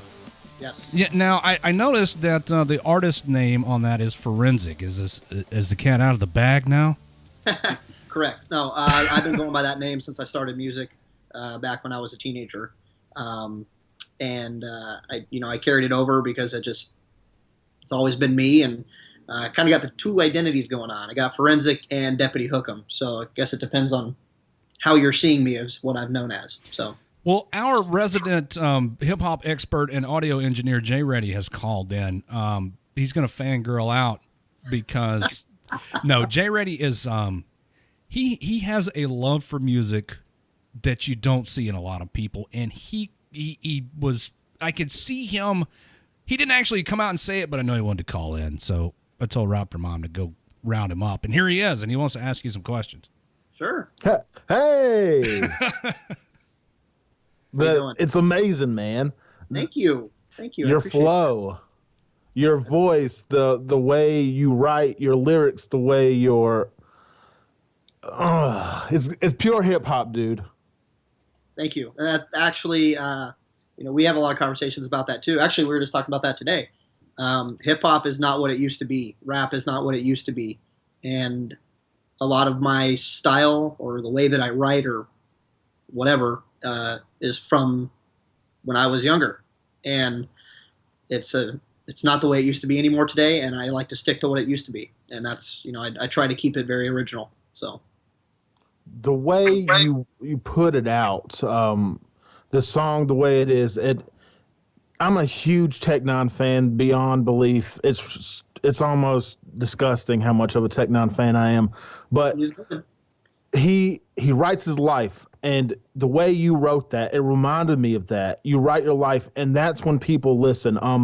When people that can make a change actually listen, and you're in this position to do this and be that good at it. You're handed a real gift, man, and shit, just keep doing it, man. I really, really appreciate that more than you even know. It's been a dream of mine since I was a kid. So mine too, man. If I could be a fucking dope rapper, I would be, but He says the same thing all the time, but trust me, it wouldn't work out. Well, not everybody's got it in them. I mean, I couldn't do it. I don't have the I'm not creative enough. Yeah, it's hard coming up with those lyrics, like in the rhyming and like. Do you freestyle? When I was in high school and I was younger, I used to be able to do it very well. It's something that you have to practice at to be good at. You can't just instantly be good at it. I mean, I could freestyle very basic rhyming words, but to get very good at forming proper sentences and things making sense, you just practice, and your brain starts moving quicker and quicker and quicker. It's I haven't done it in years, so can't do it very well. But I used to be able to do it. I'm not talented at all. I personally have no musical talent, but I feel like writing like good, meaningful lyrics and making it catchy and rhyme is that's like unheard of to me. So it's just impressive when anyone. Fuck what people think. Fuck what people think. As long as you write your heart and write your story and write real shit, people will listen. It's because it's a respect thing. That's what it is. And an understanding of where you're coming from. And in my opinion, if I just sit down and, like right now, if I were to sit down and write about an officer being killed or something, it wouldn't come out as great as it would if I was watching news coverage of an officer being killed, because the anger and the hurt and the emotion and the fear comes out. And it's not you writing, it's your brain just putting things on paper. Did you make your own beats? Things up. Hey, sorry about that. No, that's okay. I just want to ask a question before I forget. Hooke'em, do I have your, and this is being recorded, do I have your consent to play your music on my radio show from now on? 120%. Okay. Oh, that's good. Yes. That's more than I usually get. More than 100%. I don't, and I, oh that my means God. I get 20% more royalties. Let me go off on a tangent. I don't know how mathematically anything over 100% is possible, because 100% is all of it. How can you have more than all of something? You're just that good, I guess. Okay. Thanks. Phone lines are open, everybody. 415-889-8367. 415-88-WTFNR if you'd like to call in and talk to Hooke'em and Book'em. Call in. Say words. Do you make your own beats? Yes and no, certain times. There's a song on the album, a couple songs in the album that I did put together, not personally, but I would sit with the producer, and I've always had a very good ear for what instruments or what sounds need to be in a track to fit what I want, but I don't have the technical know-how to put it with a keyboard together and do all that. I've never had that kind of equipment. What More on the album, there's a song called What More. That one I pieced together with the producer. Most of the other ones I purchased already done from different producers across the country. Killer. Yeah. Jay Reddy, you're in the beat making business, aren't you? I am. You two guys should hook up. We'll do a little pro bono work for There you go. struggling artist. Yeah, Album Toast, dude. Album number 2. Hook up. I got my giddy girl going on. Oh yeah, I told you he was gonna fangirl. All right, well check it. I'm gonna let y'all get back to it. Thanks for letting me talk to y'all. Y'all have a good night, and thanks Hey, for you what y'all too, man. do. Thank you so much. I appreciate it. Thank you.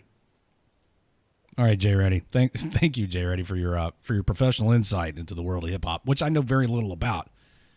I enjoyed that because it had meaning. Right. There's two ways I enjoy music. Number one, it's technically complex enough to grab my attention, or number two, it evokes an emotion and actually has meaning, and I like that. I like what you're doing. I listened to a lot of it while I was doing my show prep, and you're speaking about something relevant, Yeah. as opposed to the usual garbage. That's not just limited to hip hop. It's fucking everywhere. Yeah, and I also have ideas of branching out and doing songs with either rock artists, metal artists, country artists. I mean, I'm not selective, because you're going to reach more people and get the message out more. So I'm all about it. It is what it is. Music is music, and great music is great music. So it doesn't matter who you put it together with, as long as you put it together. That's right. Hey, River, you and I are never going to make it, dude, because you're Seaburn, and I'm not into Seaburn dudes. Sorry, bro. He's got a crush on me. I can't help you. Get a different MOS. I'm not into the chemical guys at all. Dude, toxic. It's a toxic relationship. It is. I'm sorry to break your heart on the show live, but that's the way things go down. Hooke'em and Booke'em, did you see this out of Ohio, out of Newark, Ohio, where 16-year-old Alyssa Elkins wanted to, something on her bucket list was she wanted to use a stun gun on somebody. So this sergeant from the Newark police, Sergeant Doug Blind, let this young leukemia patient hit him with the stun gun, with the taser. It's awesome. I don't know if it was let me read. I don't know if it was a drive stun or if she actually, he says being hit with a taser is an unpleasant experience. No shit. Yeah, that about sums it up. Yeah. She made her bucket list when her leukemia returned, and she decided not to undergo further treatment. The Columbus Dispatch reports she added the stun gun item half jokingly after seeing a video of her uncle, a state trooper, being hit with a taser during his training. Oh, I want to do that, and somebody obliged. Good. Let's go to the phones. That's awesome. WTF Nation Radio, you're on the air. Who's this? My name's Jay. What's up, man? Not much. How are you? I'm good. You're on the air with Hooke'em and Booke'em. What's up, Jay? Right now? Yeah, right now. Do me a favor, turn your radio down so I don't go have an epileptic seizure. It bothers me. Oh, there we go. Cool. All right, thank you. So, I actually messaged Hooke'em on Instagram, and we were talking about his music. And he actually replied, so he wasn't lying to you. He actually replies to his messages. Thanks for that. Officer Daniels was as cool as you. But my question to you, guys is where, obviously law enforcement they're in a tough situation right now and it's getting worse and worse, but where do you guys think it ends? I don't think it does. I think that's the easiest answer. I think it's always been difficult to be a cop. And that's never going to change. I think the internet has exacerbated that. I think social media has made it worse because it's in everybody's face now. I hope it changes. I hope things become safer or better. But I think maybe increase in safety technology. I mean, ever since the history of cops, there's always been cops being killed. I think we're seeing a lot more through social media, and news is now. Everything's now. So you're seeing things as they're happening, whereas a few decades ago that wasn't the case. But Jake, I have a question for you. Why don't you message me? I actually did message you, and I told you to come to my city, and you never came, so that was disappointing. But it's okay, I forgive you. You're a jerk. Is Booke'em the bad guy? Is he the bad cop in this whole good cop, bad cop thing? Yes. That sucks. Awesome. Well, thank you guys for doing this. Thank you guys for all that you do. I actually recently finished the police academy, so I will be joining, you guys in the law enforcement world. So you guys have made, this more real to, I believe, me and a lot of other people. So thank you. Well, hey, man, we appreciate your support and get ready for the ride because it's It's going to take off, and you're going to enjoy a lifetime of interesting things. Good luck in the academy. Yes, sir. Thank you.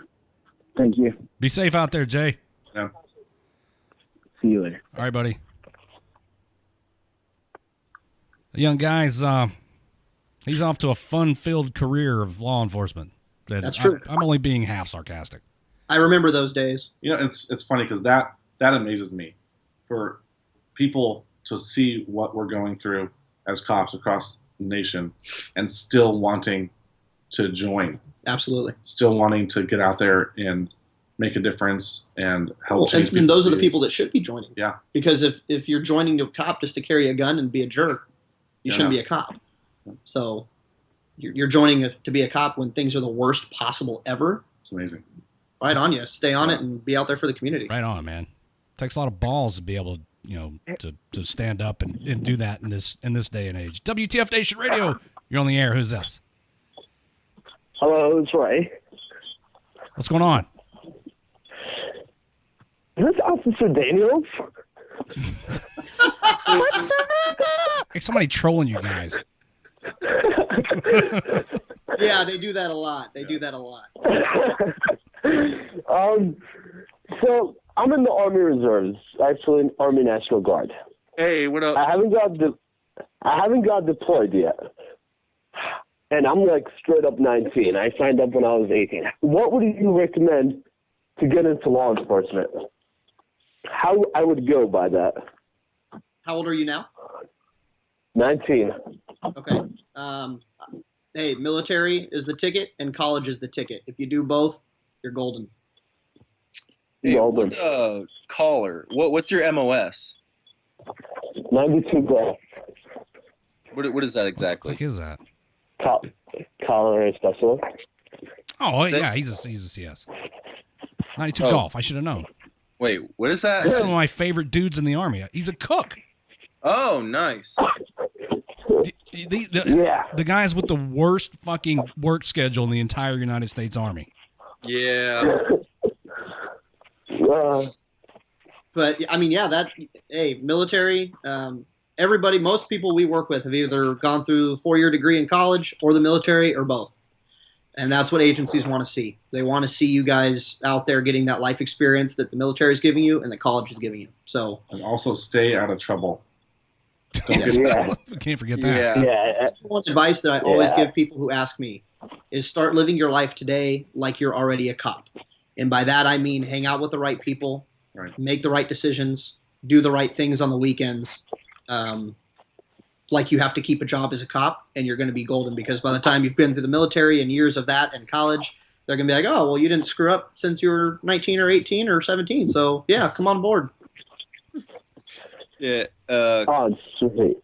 The caller, I'd say somebody in the comments says most states you have to be 21 to be a cop. So while you're 19, if I were you, because I'm also a young nasty girl myself, but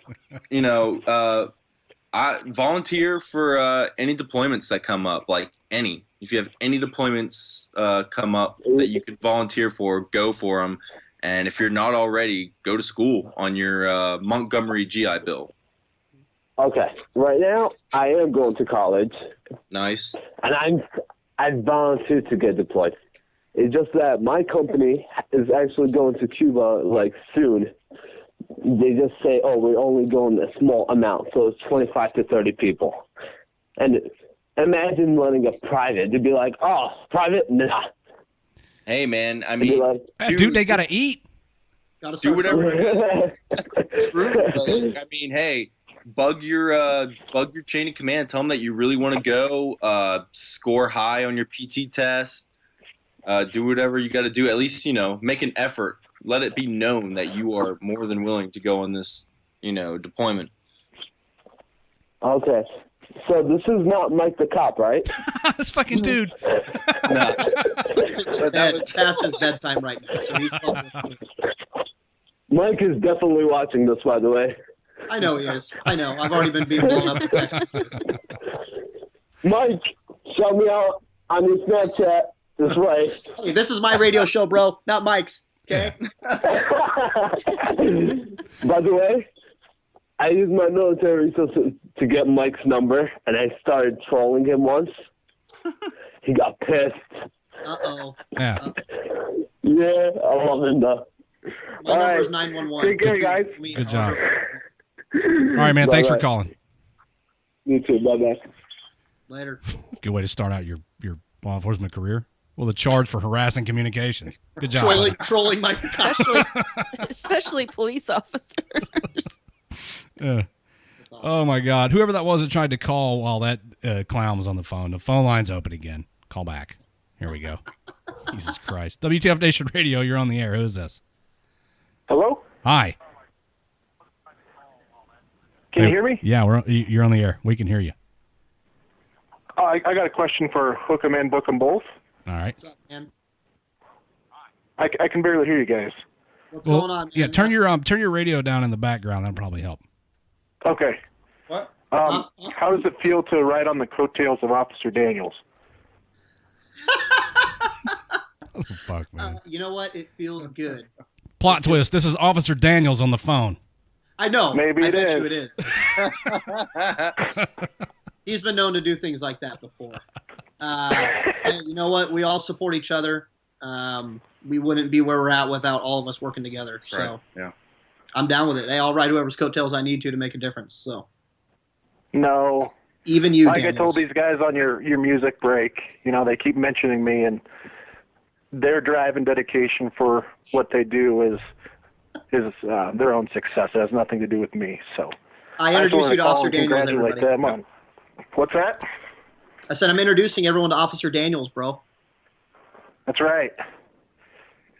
Officer Daniels will be successful because of Hooke'em and Book'em. Redleg, you do know that this is Officer Daniels, right? I know. That's what I said. All right, I'm just making sure. It's past your bedtime, Daniels. Go to bed. Best trolling ever. I shouldn't have said that. I should have let it go for a little bit longer. That's hilarious. Well, maybe it is. I got really confused because the lag time on the live feed here is about 10 seconds. So when you said I was live, the video wasn't matching up, and I'm like, did I call the right number? Thought I was on some other show. Well, it's because we're running everything through Zulu's neighbor's Wi-Fi, so there's a little bit of a delay. Hey, my bad, yo. All right, I don't want to take away from these guys. I just wanted to call and harass them for a second. Thanks, so you guys man. go back to do your thing and take some more calls. Thanks, Daniels. You're welcome. I'll call you later. All right, see you guys. All right, buddy. I got to get me some of them Officer Daniels coattails. What a clown. Popular guy. Yes, he is. Yes, he is. All right, now Whenever that he comes out and visits us, he always says, "Hey, you guys want to go to the mall and get recognized?" No, Daniels, not really. I'd rather just sit here and eat. Well, that's what it is. well now that Officer Daniels is no longer hogging the phone lines, let me get this call. WTF Nation Radio, you're on the air. Who's this? Hey, it's Branko. Hey, Branko, you sound sick. Oh, sorry, I had to clear my throat. I just wanted to thank the guests for what they do, not only on the internet as fun, but also in real life. Thank you, Franco. I appreciate that, man. Branko is a regular here, and Okay. he usually calls in with something good to say. I actually do Hey, you have know what? a serious That's why we do what we question, do. No, I actually got a serious question for you guys as law enforcement officers. How do you feel about Narcan? About what, Branko? Narcan. Narcan. Bringing all the Yeah. junkies back from the dead. What do we think about it? Yeah, what do you guys think about it and how it impacts your area? I'm just trying to get a perspective from a police officer that doesn't serve locally. Yeah, I mean, we our agency recently implicated Narcan to be in all of our patrol cars, so every officer deputy has Narcan available to them. I personally have never used it. I've never used it either. But I know we have had success with it. Yeah, we don't have a huge heroin epidemic here in Southern California. We do. I take that back. We do, but it's not like it is in the East Coast areas. Right. Primarily, we deal with methamphetamine. So I mean, we have an even mix, I would say, but it's not as big of an epidemic as you would see in other areas of the country. No, I understand, and I appreciate your input on it. And Redleg, great show as always. Thank you, Branko. I got no race car news yet. That's what I'm waiting for. Race car news. Keep me posted. Yeah, I will. And like I said, I thank you guys for what you do. Thanks, man. We appreciate it. Good call. Thank you, Branko. Later. That was a big question out of the blue about Narcan. I didn't know that the law enforcement officers were carrying that stuff. Now, I'd always seen it on the ambulance. No, they're making a huge push for it now. Yeah. Wow. Yeah. There was like zero heroin abuse here where I worked. It's mostly the crack and methamphetamine, of course, marijuana, and the occasional guy who's freaked out on PCP. And boy, those are a lot of fun. Oof. Wow. Oh, yeah. My God. Superhumans. I've seen crack once or twice. Yeah, it's not very prevalent out here. You know, it's a shame that people let that stuff get its hooks in them and drag them down like that, man. Yep. Sometimes the best way is to get them help by arresting them, and hopefully they come back a new person. That Narcan's amazing stuff, man. I've seen it used, you know, not actually in real life, but I've seen, you know, videos of people essentially being brought back from the dead with this stuff. Yep, and I've seen it. I've never used it myself. I've seen paramedics use it where people were dead, and this isn't going to work out well. And there they are, right back. So it's magic. Let's go back to the phones here. WTF Nation Radio, you're on the air. Hi, yeah, my name's Jonathan, and I just recently transferred from active duty to National Guard, and I was wanting to ask the two guests on the show, because I know one of them said they were National Guard. How is, do you ever get used to the transition from active to national, or how does that go? Either you guys prior military, or is he confused? He might be confused. One of my co-host here is National Guard. Yeah. Oh, okay. Hey, what's up? That's me. What's nasty up? Girl, local nasty girl. I can speak on this subject because I came straight out of active duty and into law enforcement, and it was as natural a transition, as easy a transition as you could possibly imagine, because you're in a uniform, you have a chain of command, you're living a regimented lifestyle while you're on duty. The academy was a breeze for me because I was still in good shape physically, mentally sharp, and it was one of the most natural things I've ever done. So if you're looking to, if you're going to ETS from the military and you're looking to get into something that still allows you to lead that regimented lifestyle and be in uniform and live a life of service, law enforcement's the way to go, man. Yeah, I tried when I first got back, and they've got a rule around where I live where you can't have tattoos below the elbow, and that kind of fucked me over. That's unfortunate. Are you in the National Guard now, and you just transferred from active duty? Yeah, I just transferred out of active duty into the National Guard about 4 or 5 months ago. Have you? If it's not law enforcement, if you can't get into law enforcement, there's always, I don't know if you're interested in armed security jobs you could think about applying for, or just go full-time student. That's always an option, but you might be able to, I don't know how it works with, signing up to be law enforcement, but I don't know, see if you can talk to somebody, maybe get a waiver for your tattoos. Yeah. Find an agency with a different policy. I have full sleeves. And I just have to cover my tattoos, and I wear long sleeves. So every agency is different. I know a lot of on the East Coast and the South are very strict on no tattoo policies.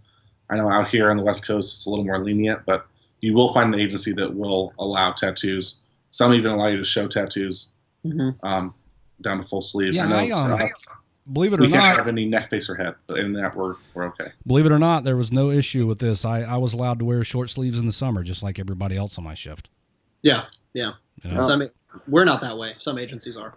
If you think about it, would you guys Hooke'em and Booke'em? Would you guys say maybe I've seen cops in my area with sleeve tattoos, and it just kind of, now that I think about it, it kind of reminds me of that's like everyone's little personal touch that they decide to put on their body, and it in a way it kind of reminds you, it's like, oh, hey, they're into this, and whatever their tattoos represents kind of reminds you that they're a person and they have their own opinions and beliefs, and it's more than just a badge. Are you guys for tattoos while on duty, or do you think it should be more professional? For me, as I am heavily tattooed, I mean, I have full sleeves, a full chest, stomach, full back, down to the back of my knees. That's true, because I had to put lotion on it when you got them. Oh my gosh! I go both ways. I like the professional side of having them covered, because you do tend to it can be intimidating, it can scare people, but I also like the human side of it. That look, I am human. I am, I have my own views and opinions, and I'm just like everyone else that you might see that has tattoos. I'm not always going to be a bad guy. Just because someone has tattoos doesn't mean they're bad or they're negative. People judge that as that's your character. They see that and go, oh, you're a bad person. I get looked at off duty certain ways than I do when I'm in uniform, just because I'm tattooed. Oh, that's very interesting. And from somebody who has no tattoos, I see that interaction with people, with officers that have tattoos, is more low key, especially with somebody who's been in prison and has tattoos or whatever. It kind of makes them, like you're saying, accept that officer a little bit better or be more comfortable around that officer. So, I mean, I don't think it looks unprofessional. It depends on what you have tattooed. I obviously. find it as an instant rapport builder. Yeah. So if someone's fully covered, I talk about tattoos with the person I'm interacting with, and they have that instant connection with me, even though they've lived a life of crime their entire life and I haven't. So I've had that help me a few times in my job. That's awesome. You should get. I got one last question, because I don't want to take up too much of y'all's time. As far as going into the police force, does it matter for military MOS, or does that really come into effect or not? I was a 13 Bravo, man. I was a gun bunny, and they didn't care what MOS I was. And I think that some would probably serve you better than others, just because of the I guess of the pace and the type of work that you're accustomed to. But all they're really looking at is you got that DD 214, man. You got an honorable discharge. You're of good moral character. So, MOS wise, I don't think it didn't matter in my agency. Okay, I was a 13 Fox, and I was just wondering. Hey, what's up, Fister Sister? Fister Sister. Elbows deep, who? Hey. Thanks for calling in, brother. These phone lines are lighting up now. Somebody shared the video. All right, well, I'll let y'all go. Y'all have a good night. All right, bro. Thanks. Oh yeah, fisters. Everybody that calls is a fister. Dude, that's fucking awesome. And they're not even like my fisters either. All these National Guard fisters. You guys are. Did somebody get you wet after midnight? Hey, fisters lead the way. All right, Redleg. Right. All right, the phone line's open again, everybody. If you'd like to call, hello, whoever shared the video. Hi to this new audience. How's it going? 415-889-8367. 415-88 WTFNR. If you'd like to call in and talk to Hooke'em and Booke'em, we've kept them past their time. I hope they're not pissed. We have nothing but time. Oh, good. Oh, yeah. Officer Daniels, I think, probably shared our video. Oh, look, I think he probably did. Yeah, thanks. Thanks for the boost there, Officer Daniels. Yeah, that's what he does best. What'd you say, Raptor Mom? I said that was sweet of him. Yeah, he's a sweet guy. He's so sweet. Yeah. He's gonna call back in now. Yeah, I've had the conversation before with a couple of people about I'm getting ready to get out of the Army.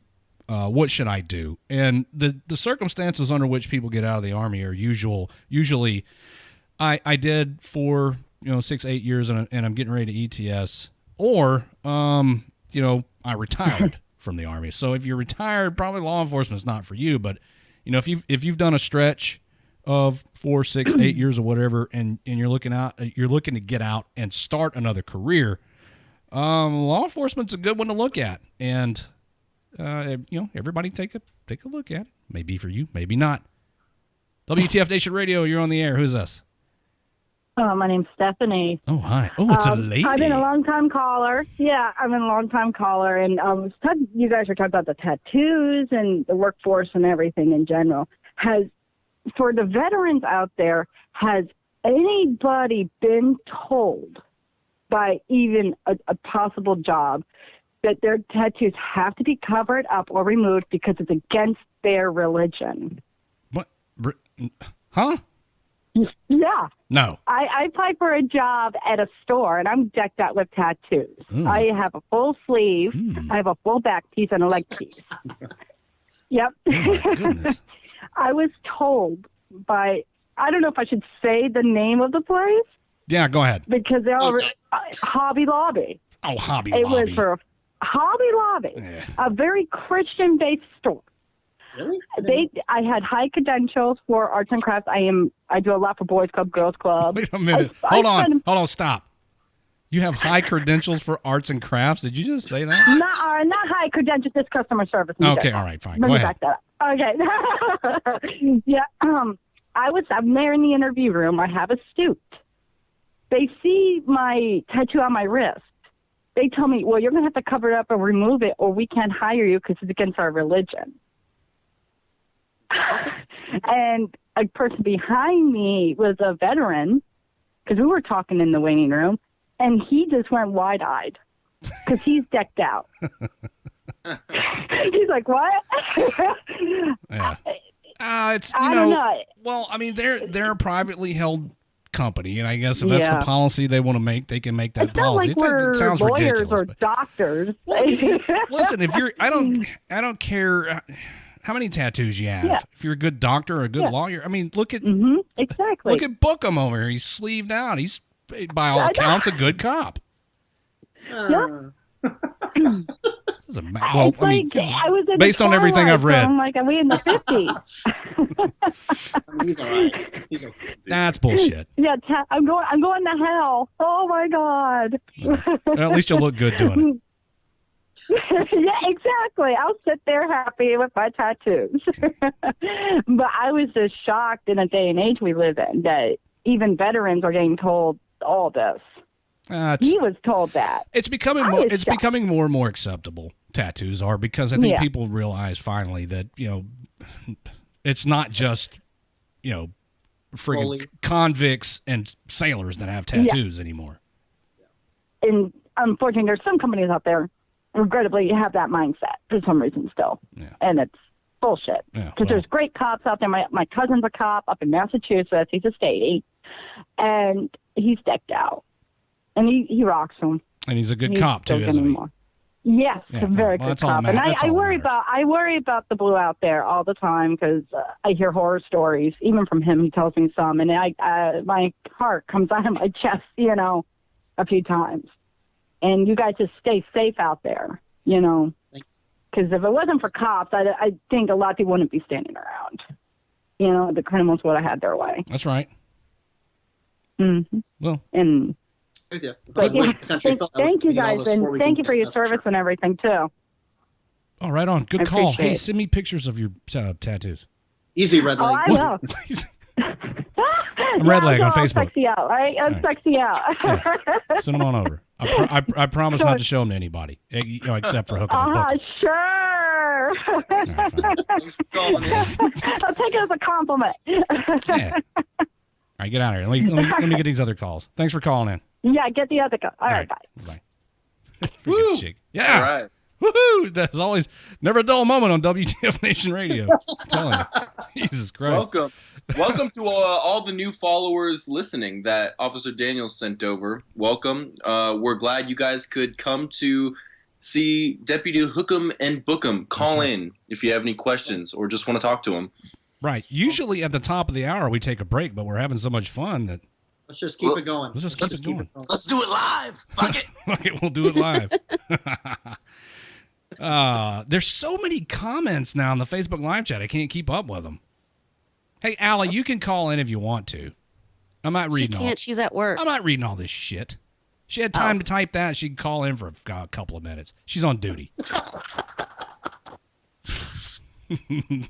Her and Brandon. I need like a Redleg commentator on my life.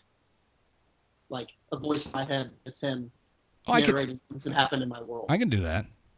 I mean, essentially, it's kind of what I sound like in my head. Me sleeping or me on the couch, yeah. Yeah, that's true. There's not really much to narrate, but it sounds good.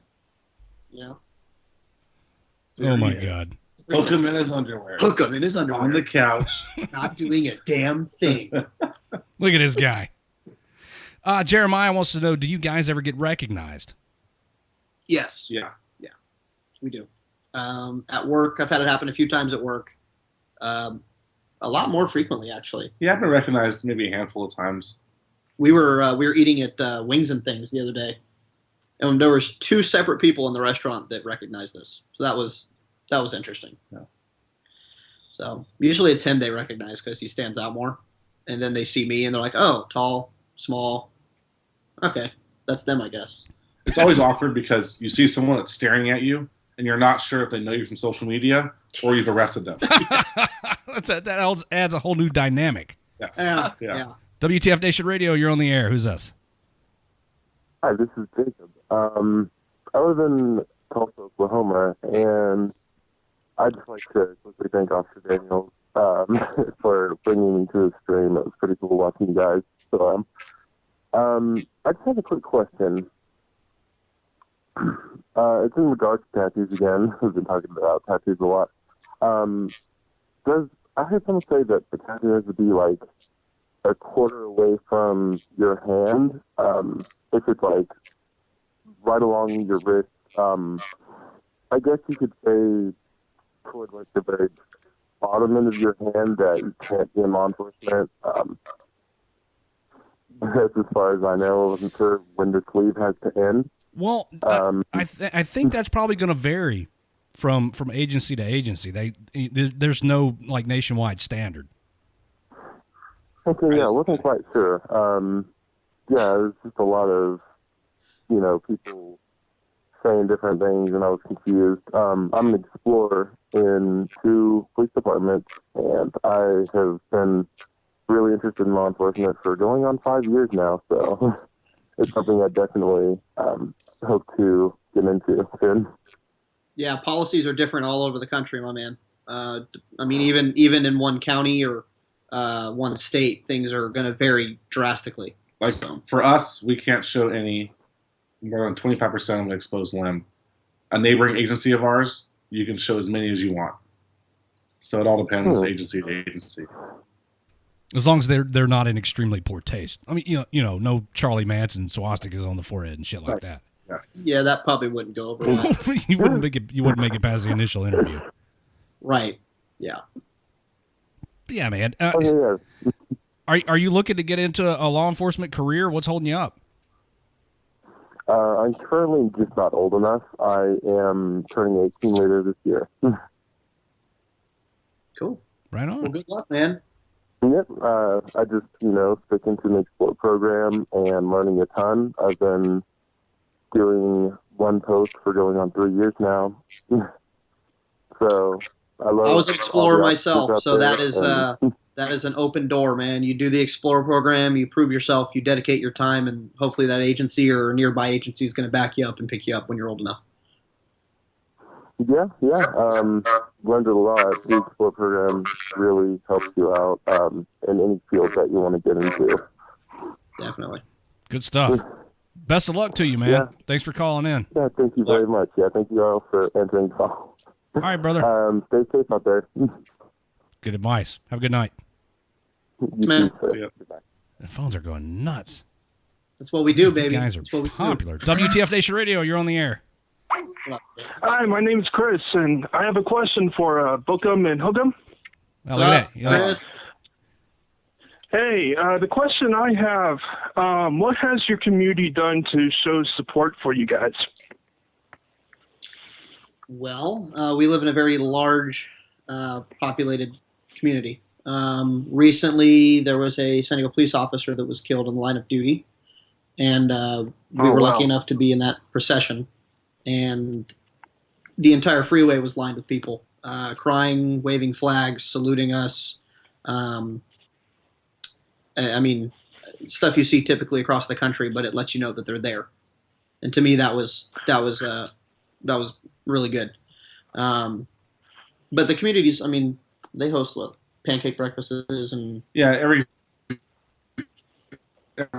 city here will have a pancake breakfast or some kind of small community event where the police officers and the community can get together and communicate. As far as like our social media personalities with Hooke'em and Book'em, we haven't really done too many things here where we live.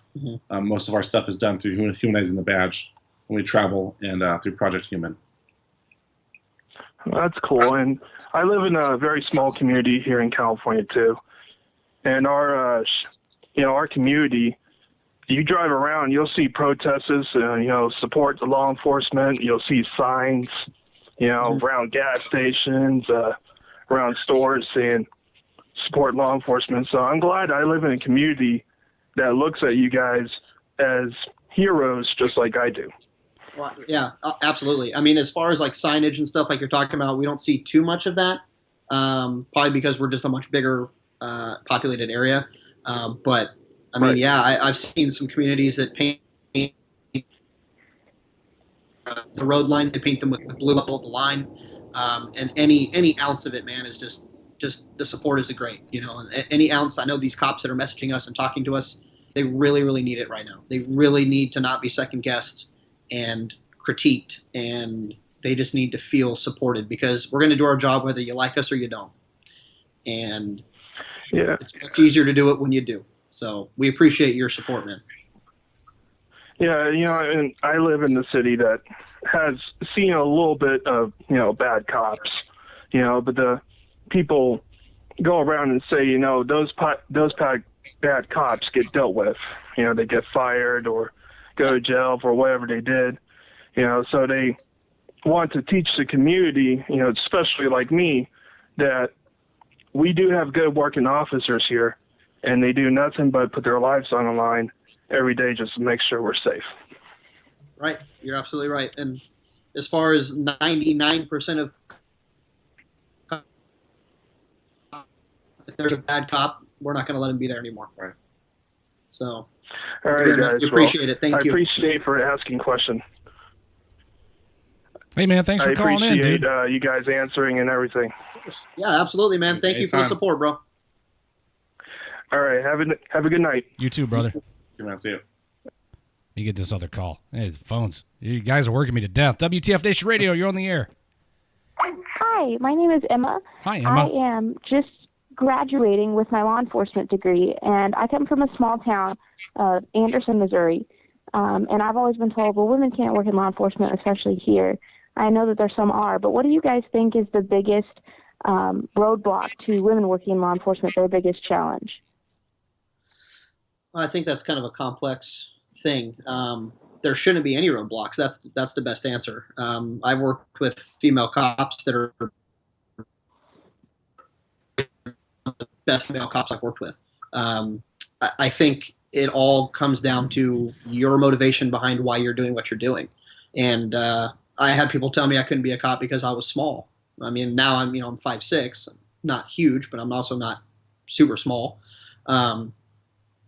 But I've never let it stop me. And obviously there's going to be some kind of blocks up, which we see, we obviously with these protests we have going on and all those things. But if you want to be a cop and your heart's set on being a cop, then be a damn cop. Don't let anybody tell you that you can't because of this or because of that.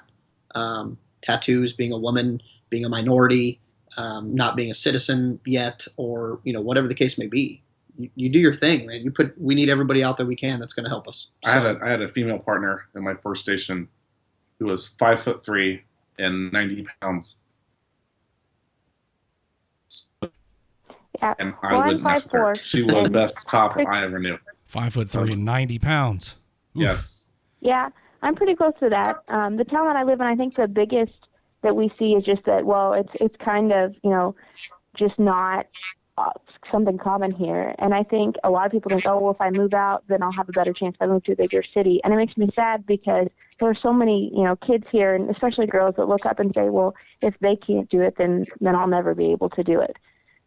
Yeah, I mean, if you're obviously having problems getting hired on, that's probably not going to change because small towns are kind of set in their ways.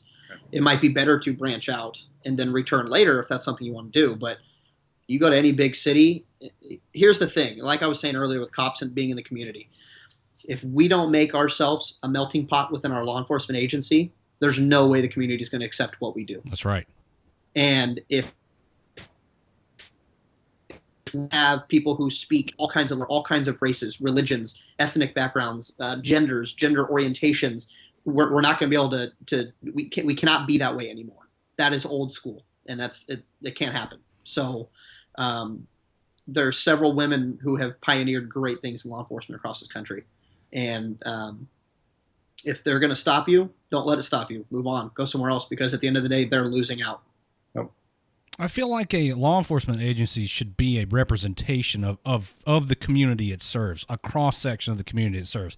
So, if you live in a community which has a wide variety of races, religions, ethnic backgrounds, and so on and so forth, but your police agency consists primarily of white males or whatever the case may be, that's a poor representation of the community itself. And I think the chief administrator of that law enforcement agency probably needs to take a step back and look at the makeup of his department. I'd agree 100%. Oh, I agree. It's mainly, that's exactly what it is. It's all white males. And while I know most of them and they're wonderful officers, I think that we also have a huge minority population of Somalians and, Hispanic people here. And it's a huge melting pot, especially for as little of a spot as it is.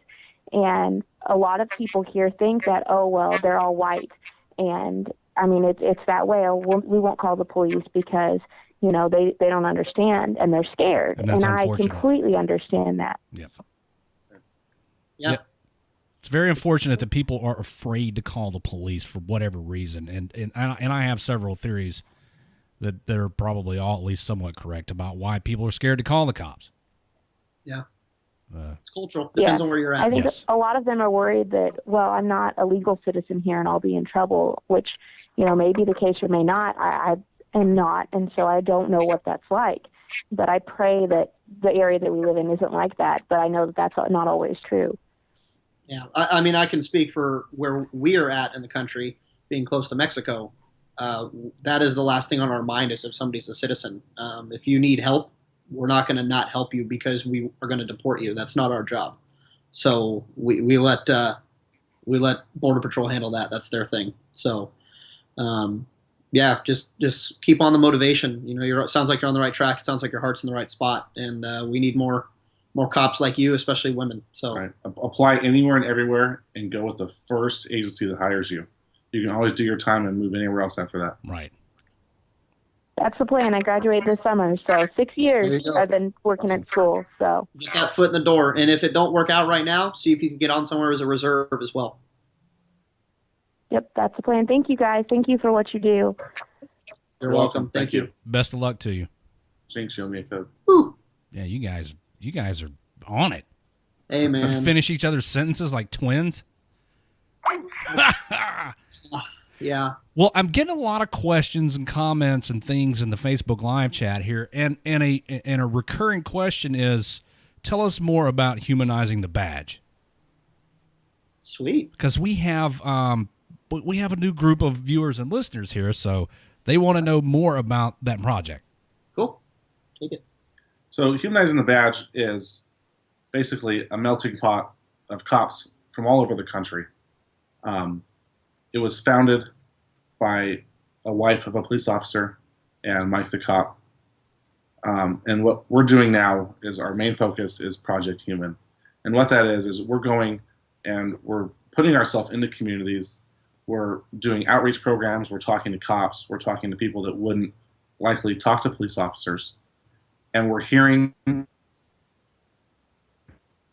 thoughts and their feelings. And any kind of conversation is good conversation because we don't have that anymore. You see a cop in a car, they're not out walking beats anymore. They're not getting out and talking to people as much as they should. So there's a huge disconnect, and we're trying just to bridge that gap.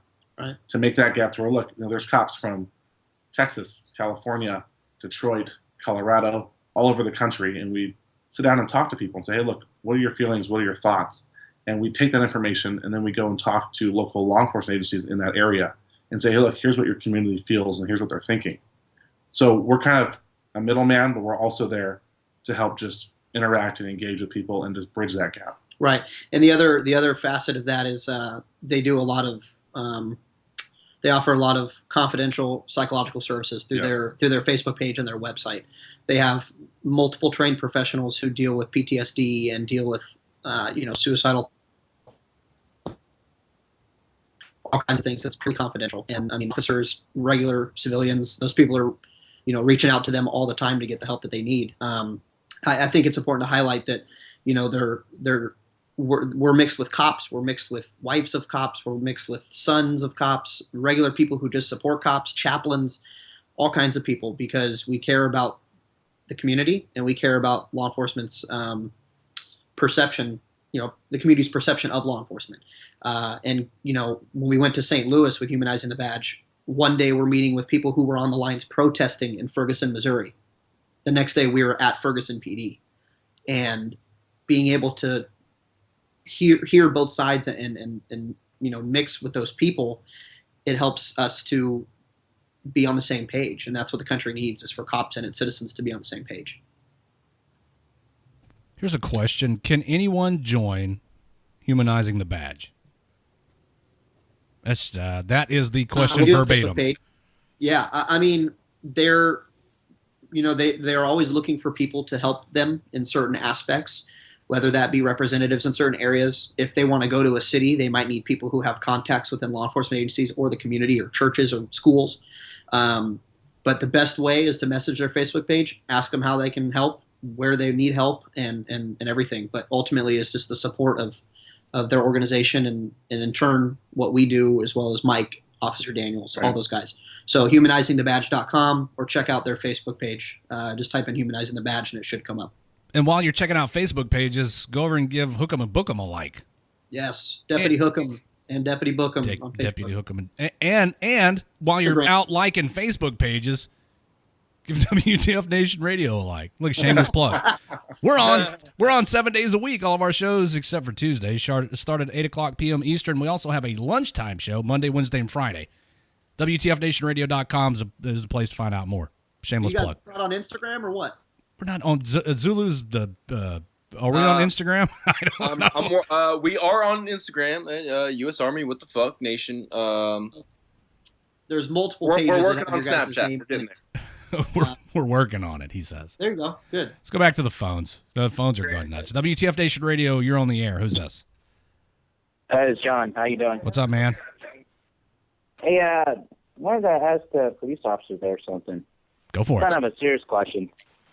Yeah, I just got in doing this training last week. It's called assist training. It's applied suicide intervention skill training. Yeah, it's the assist program. Did they make y'all guys go through that too? Where you for like psychological stuff? No, the assist training. It's like applied suicide intervention skill training. Yeah, we go through something called PERT, P-E-R-T. And that's basically a class taught psychiatrists and clinicians in the psychological field that basically give us, there's an 8-hour class and then there's a 24-hour class, which I'm actually going to tomorrow morning. But yeah, we do get some pretty good training in that kind of field here, at least. Yeah, because I'm an NCO in the Army, and they call it assist. It's called applied suicide intervention skill training. Yeah. And I'll tell you what, I had a guy who attempted about 2 months ago, and I didn't know how to talk to the guy. I was so lost. I didn't know how to communicate him. But he's okay. He didn't complete. Good. But the thing is though, like I know there's a lot of junior NCOs that's probably watching right now, and what I want to say is to these guys. If your command come up to you and ask you to have volunteers to go to assist training, it's like the best training that you'll ever go to, because I'm pretty sure like maybe 1 out of 3 NCOs has known somebody or has come to a situation where that situation pops up and you don't know what to do. But this thing called SIS, it's the best training ever. It teaches you how to talk them down, right, and bring them into a safe place. I'll do you one better, brother. That if you ever get the opportunity to go to any school or training, go. You're only bettering yourself. Right. Why would you turn down any training? That's well, most of the time though, when I see it a lot lately. like death by PowerPoint. Anything that deals with suicide prevention, people because that's like a touchy thing, for some people, and I see a lot of people run away from those type of trainings. But I mean, the more people that are trained and assist, I mean, you can't imagine how many freaking lives you're going to save. Absolutely. I mean, it's a huge.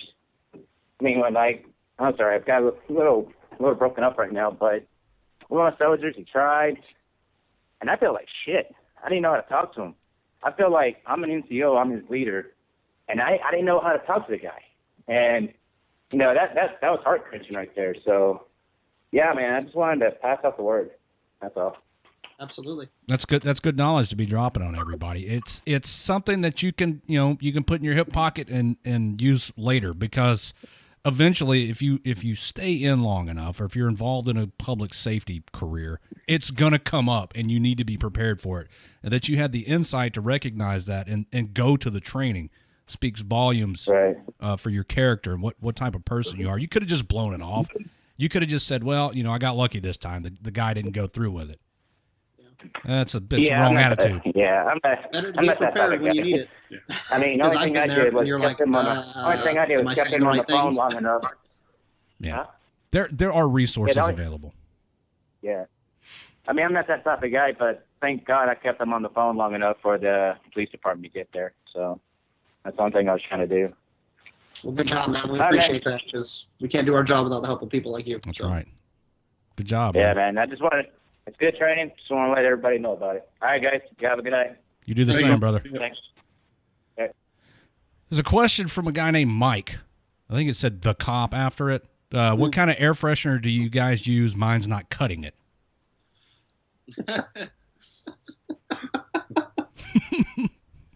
Thanks, Mike, for your question. I don't know. My room still smells from when you stayed in it. So. Oh my God. How long ago has this been? Guest room. Mike and his antics. He's asking the tough questions. That's what he does. That is what he does. Next question. Yeah, let's take another call then. WTF Nation Radio, you're on the air. Hey guys, what's going on? My name is David. I just want to say thank you to you guys. I'm 22 years old. I'm just starting out my law enforcement career today. Getting started on the hiring process with my county over in Nevada. And I just want to say thank you to you guys. I've kind of put it off for a while.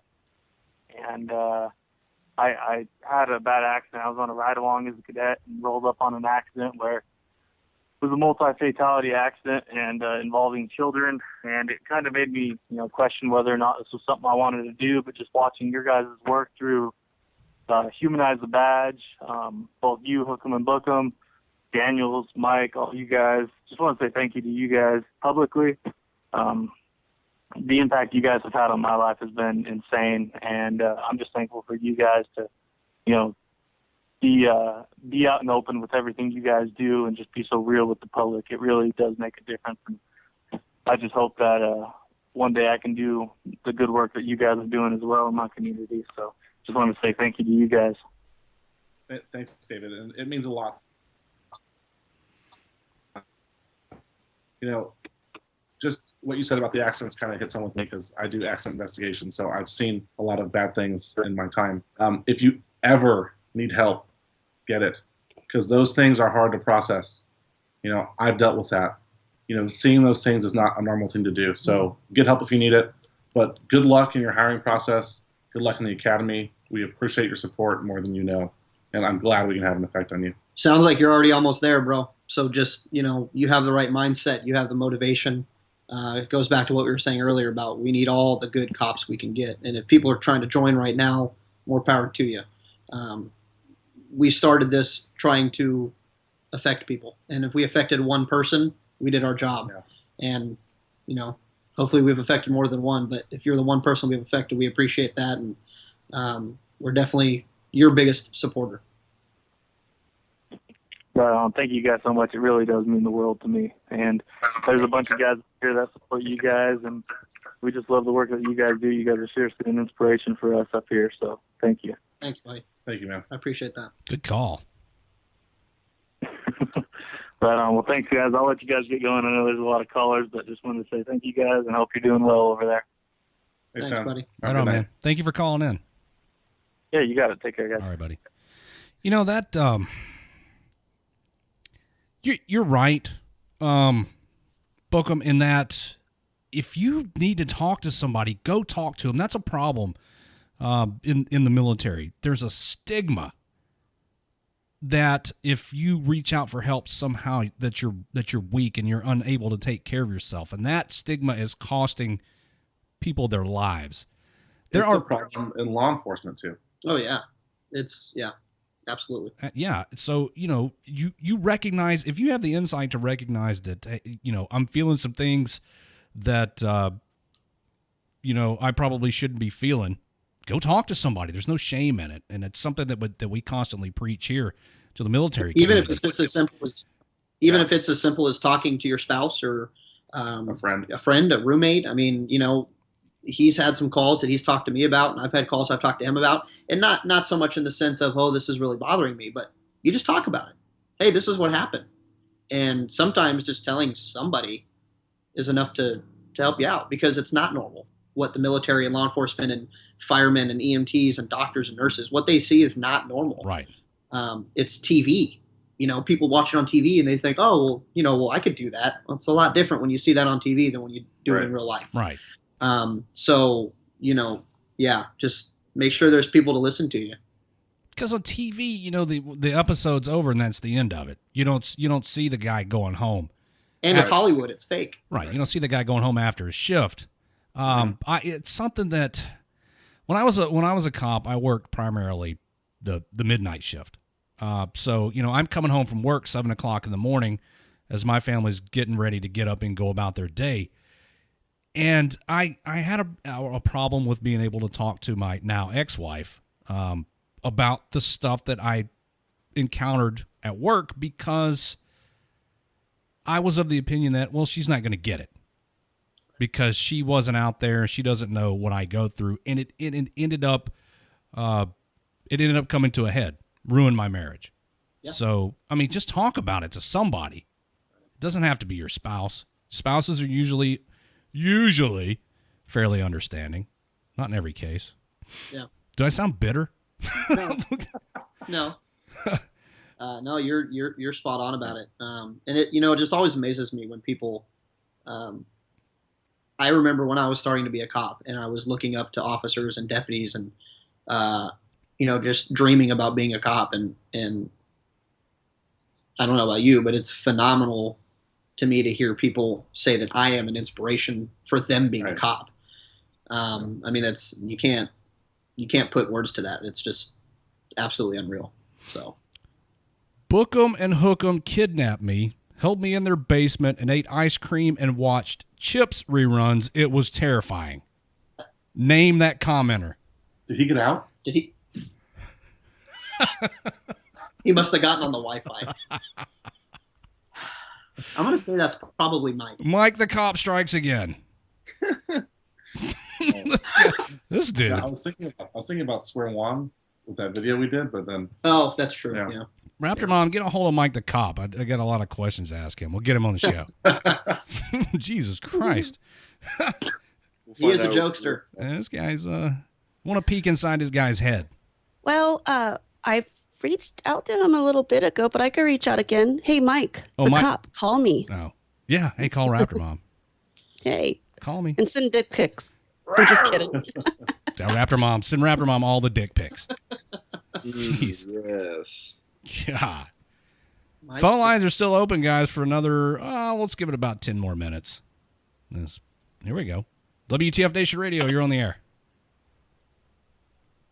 Hello, caller. Hi. Hi. Don't be shy. We're all friends here. Sorry.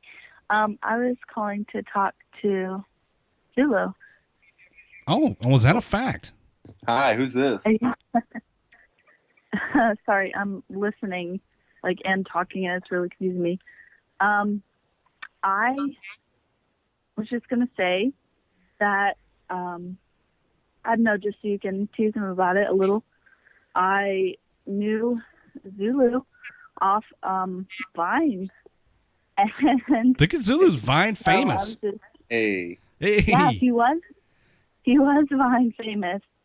He had some pretty cute vines. But get it, Zulu.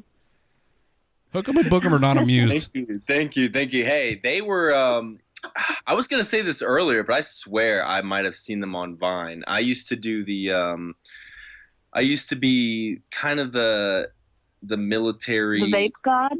Oh yeah. I vape. Oh, dude. Your vape game is pretty strong. I saw that on the video. I vape, but when I wasn't, making little vape vines, I was doing military vines, army vines, and I was just doing it for fun at first, and then I started getting a lot of followers, and They're all women. Don't flatter yourself. I mean, there was a good majority that were women. I had a very diverse following, but I started getting, questions about Your joining. sexuality? Oh. Yeah, well, that too. I just took a stab at it. That too. I had some guys in my inbox as well as girls, but I mean, I started getting people questions about joining and stuff, and I guess if I'm looking up to Deputy Hooke'em and Booke'em, I'm just trying to humanize our uniform because I got a lot of people who they thought about joining and they had no idea what it was about, but they said watching my vines they realized that the military isn't just all getting yelled at and doing push-ups and stuff, and that you can have fun here and there on your off time, and that they didn't realize that people in uniform in general are just people, and we like to have fun too, and some of us jump on social media and make something of it, and it's I love seeing people in uniform do stuff like that and make social media accounts on whatever you're on. And, it helps show the community, people who don't know police officers or military, that, we're just people, really. That's all we really are. And some of us vape, so there's that. I was thinking about going into the army, being some sort of nurse, medic, something. But now I'm actually thinking about some sort of law enforcement, not necessarily being a cop or something. Hooke'em and Booke'em stealing your thunder, Zulu. I mean, you could join the army or the Army National Guard as a MP. Oh, dude, don't do that.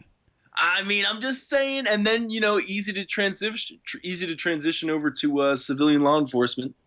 It's just an idea. Yeah, I'm thinking about. Hooke'em and Booke'em. What do you guys think of military MPs? I've worked with them a few times. Bunch of Blue Falcons, right?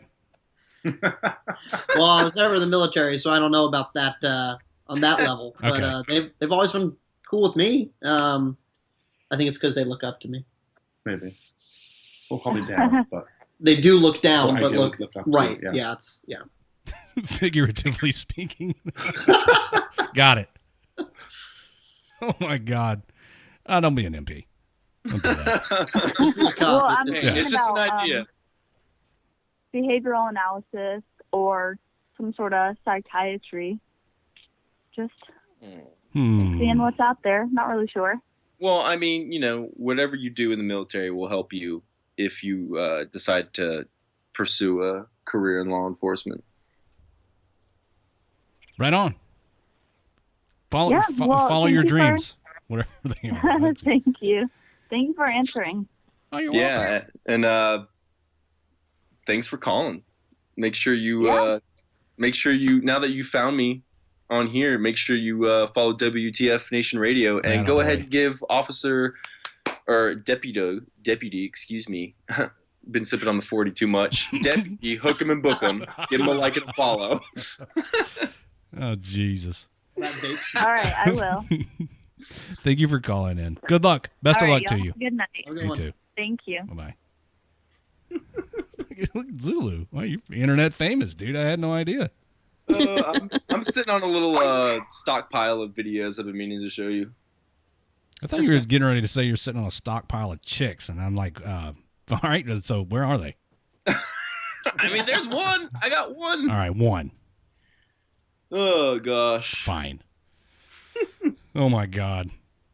Yeah, so everybody at this point should have, by now, gone to Deputy Hooke'em and Deputy Book'em on Facebook and given them a like. And the website.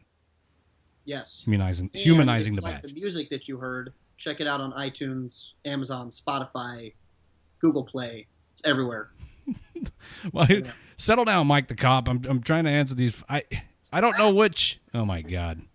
He's blowing you up, isn't he? Area code. I don't know which one to answer. There's so many coming in. I don't know which one's him. Oh boy, I'm making a very good showing for WTF Nation Radio tonight. Answering all the wrong phone calls. Should I just pick one? Grab a random call and hope it's him? Oh, no, it's not. This site is a sham. Oh, my God. We've been found out. Uh-oh. God. Busted. I don't know. Mike might not want us knowing his area code. We do, however, have his money. Thank you, Mike. We use it for our hookers and cocaine fund. Yeah. That's a big thing here. Oh, yeah. The important thing, yeah. So yeah, the music, if you guys missed it, because I played two of the songs at the mid-show break. So if you guys didn't get a chance to hear it, now you got to go to iTunes and buy it. That's right. So do that. It's good music. Jay Reddy really liked it. And he is the resident hip hop expert. And if he likes it, it's good enough for me. I liked it too, for what it's worth. Thank you. Appreciate it. My opinion doesn't mean much, but I like you for what it's worth. oh yes, check it out, Zulu. What's going on? I like him too. They like me. Oh, he likes you too. Oh fuck, man, this is not going well for me tonight. Yeah, awesome music must buy. Thank you, Riley. All right, one more phone call. Yes. This may or may not be Mike. It's the Russian roulette of phone calls. WTF Nation Radio, you're on the air. Hey, it's gone. Definitely like Mike the Cop. That is Mike the Cop. Oh, is Hi, it? Oh my God, I needed that. Hey, what's going on? How's it going? I actually got the stomach flu, so I had to miss class today Oh my God. for criminal justice. Oh no. So many criminal justice majors. How was class? I'm doing it because I can't get in the military, so next best thing. Hey. Well, it's good that you're trying to pursue something to serve your community and country. Well, I need to. I live in Flint. You what? I live in Flint. I need to be a cop. Oh, you live in Flint, Michigan? Whoa. Yes, I do. Yikes. How's the water? Yep.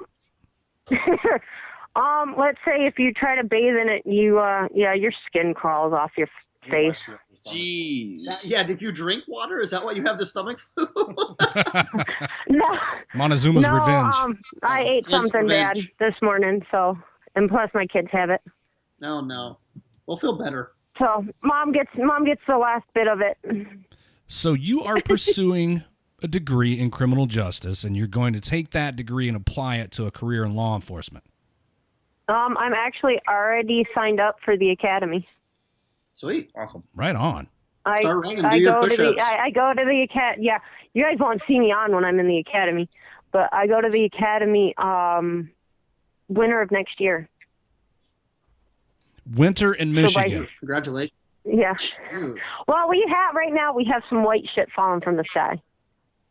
Well, let me ask you this: are you going to come see us when we're in Michigan next month? Boom. Where in Michigan? Detroit, of all places.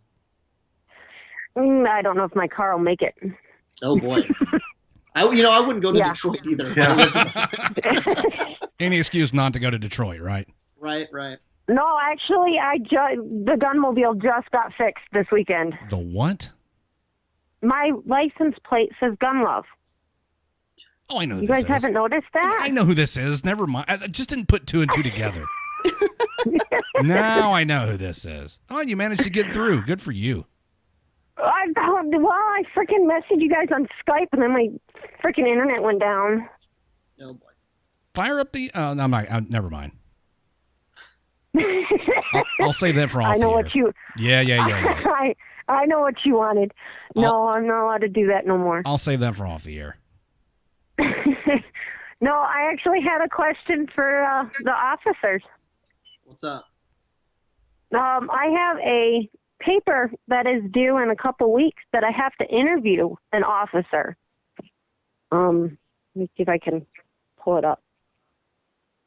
Are we going to do an Oh, listen, we don't have a whole lot of time, so. I was going to say, I can, I just need to know what their information is so I can get a hold of them later. Oh yeah, hey, give her your home address live on the air, and your cell phone number too. Hooke'em's number. You can find us on Instagram, on Facebook. You can message us there. We'll respond. Yeah. Okay. Let me see if my internet works. Officer Daniels just adopted a blind Persian cat. Everyone show him some respect. He said what? This guy never stops, does he, Mike the Cop? Hold on, what? What did he say? He just adopted a blind Persian cat. So everyone show him some respect. Who did, Mike? That's what Mike said about Officer Daniels. Where's this guy come up with this stuff? I don't think Daniels adopted a cat. Maybe he doesn't know he now has a blind Persian cat. Maybe Mike left it in Mike's his going to house. drop it off at his house. That's fun. Gun Love, get in touch with them to their Instagram or other things that I don't know about, and they'll respond. That's right. Well, I need to know their info, though. Deputy Hooke'em and Deputy Booke'em. It's that easy. Google. Yeah, but which one's internet is a Hooke'em and great which one's tool. Booke'em? I found you guys. Aha. Look at Click that. that like button. You're already on your way to being a detective. Yep. All right. Thank you, guys. All I'll right. get a hold of you. All right, have a good night. You too. Yeah, I know her. Loves you, Redleg. I know who she is. Okay. Want to make sure you caught that. I got it. Time to wrap up the show. Hook 'em and book 'em. This has been a blast, dude. I haven't had this much fun on a Monday since the time I went to that whorehouse. Hey, if we could be better than that, I mean, you do have software. Thank you, everybody, for tuning in. Let me do this station administrative stuff like I'm supposed to. Sure. Tomorrow night, 9:00 p.m. Eastern, Kickback with Kaz and Minx, and then Wednesday, that is the appropriately named What the Fuck Wednesday with Jim Beam. Thursday, Sergeant's Time with Ice. Friday, I'm back. Saturday, I don't know who's hosting this Saturday. It is Ice, actually. Ice is hosting Another this, rave. Another rave. Sunday's the Green Room, and then I'm back again, and we just keep going in circles. Also, Monday, Wednesday, Friday, from noon Eastern, going until 2 o'clock. That's Liquid Lunch with Pie. We got something for everyone here on WTF Nation Radio. Check us out on YouTube, on Periscope, WTFNationRadio.com, also our Facebook page, Facebook.com/WTF Nation Radio. And I think that covers everything. That's it. It's a lot of information to take in. Also, don't forget to go give Deputy Hooke'em and Deputy Booke'em a like on Facebook and all these other cops, too. Was it Mike and Daniels and that nutcase, Angry Cops? Trying to figure out which one of you screws loose the most. I'm gonna go with Angry Cops. That dude's a piece of work. We've had him on the show twice, and that was you ever sweat from laughing so hard? Yeah, it's that. Huh. Yep. We're gonna get out of here, guys. Thank you so much for the phone lines are closed. Everybody. Thank you so much for joining us. We will have you back again, I promise. Raptor Mom, make a note. Raptor Mom sits and writes notes. There you go. Write it down. Write it down. Write that down. Your work thing. There you go. Is that what a raptor sounded like? I saw a Jurassic Park one. Might be. See you guys next time. Thanks for tuning in, everybody. Zulu. Thank you. Hey. Later, guys. Internet famous Zulu. Everybody have a good night. We're out.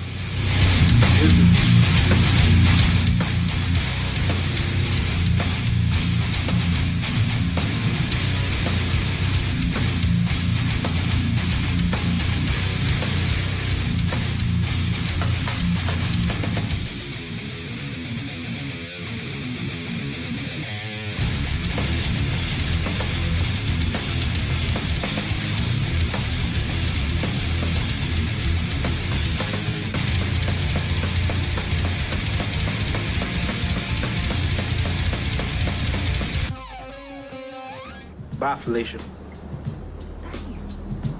Yes, fancy. So remember, from all of us here at WTF Nation, to all of you out there, wherever you are, the light at the end of the tunnel may be you. Good night.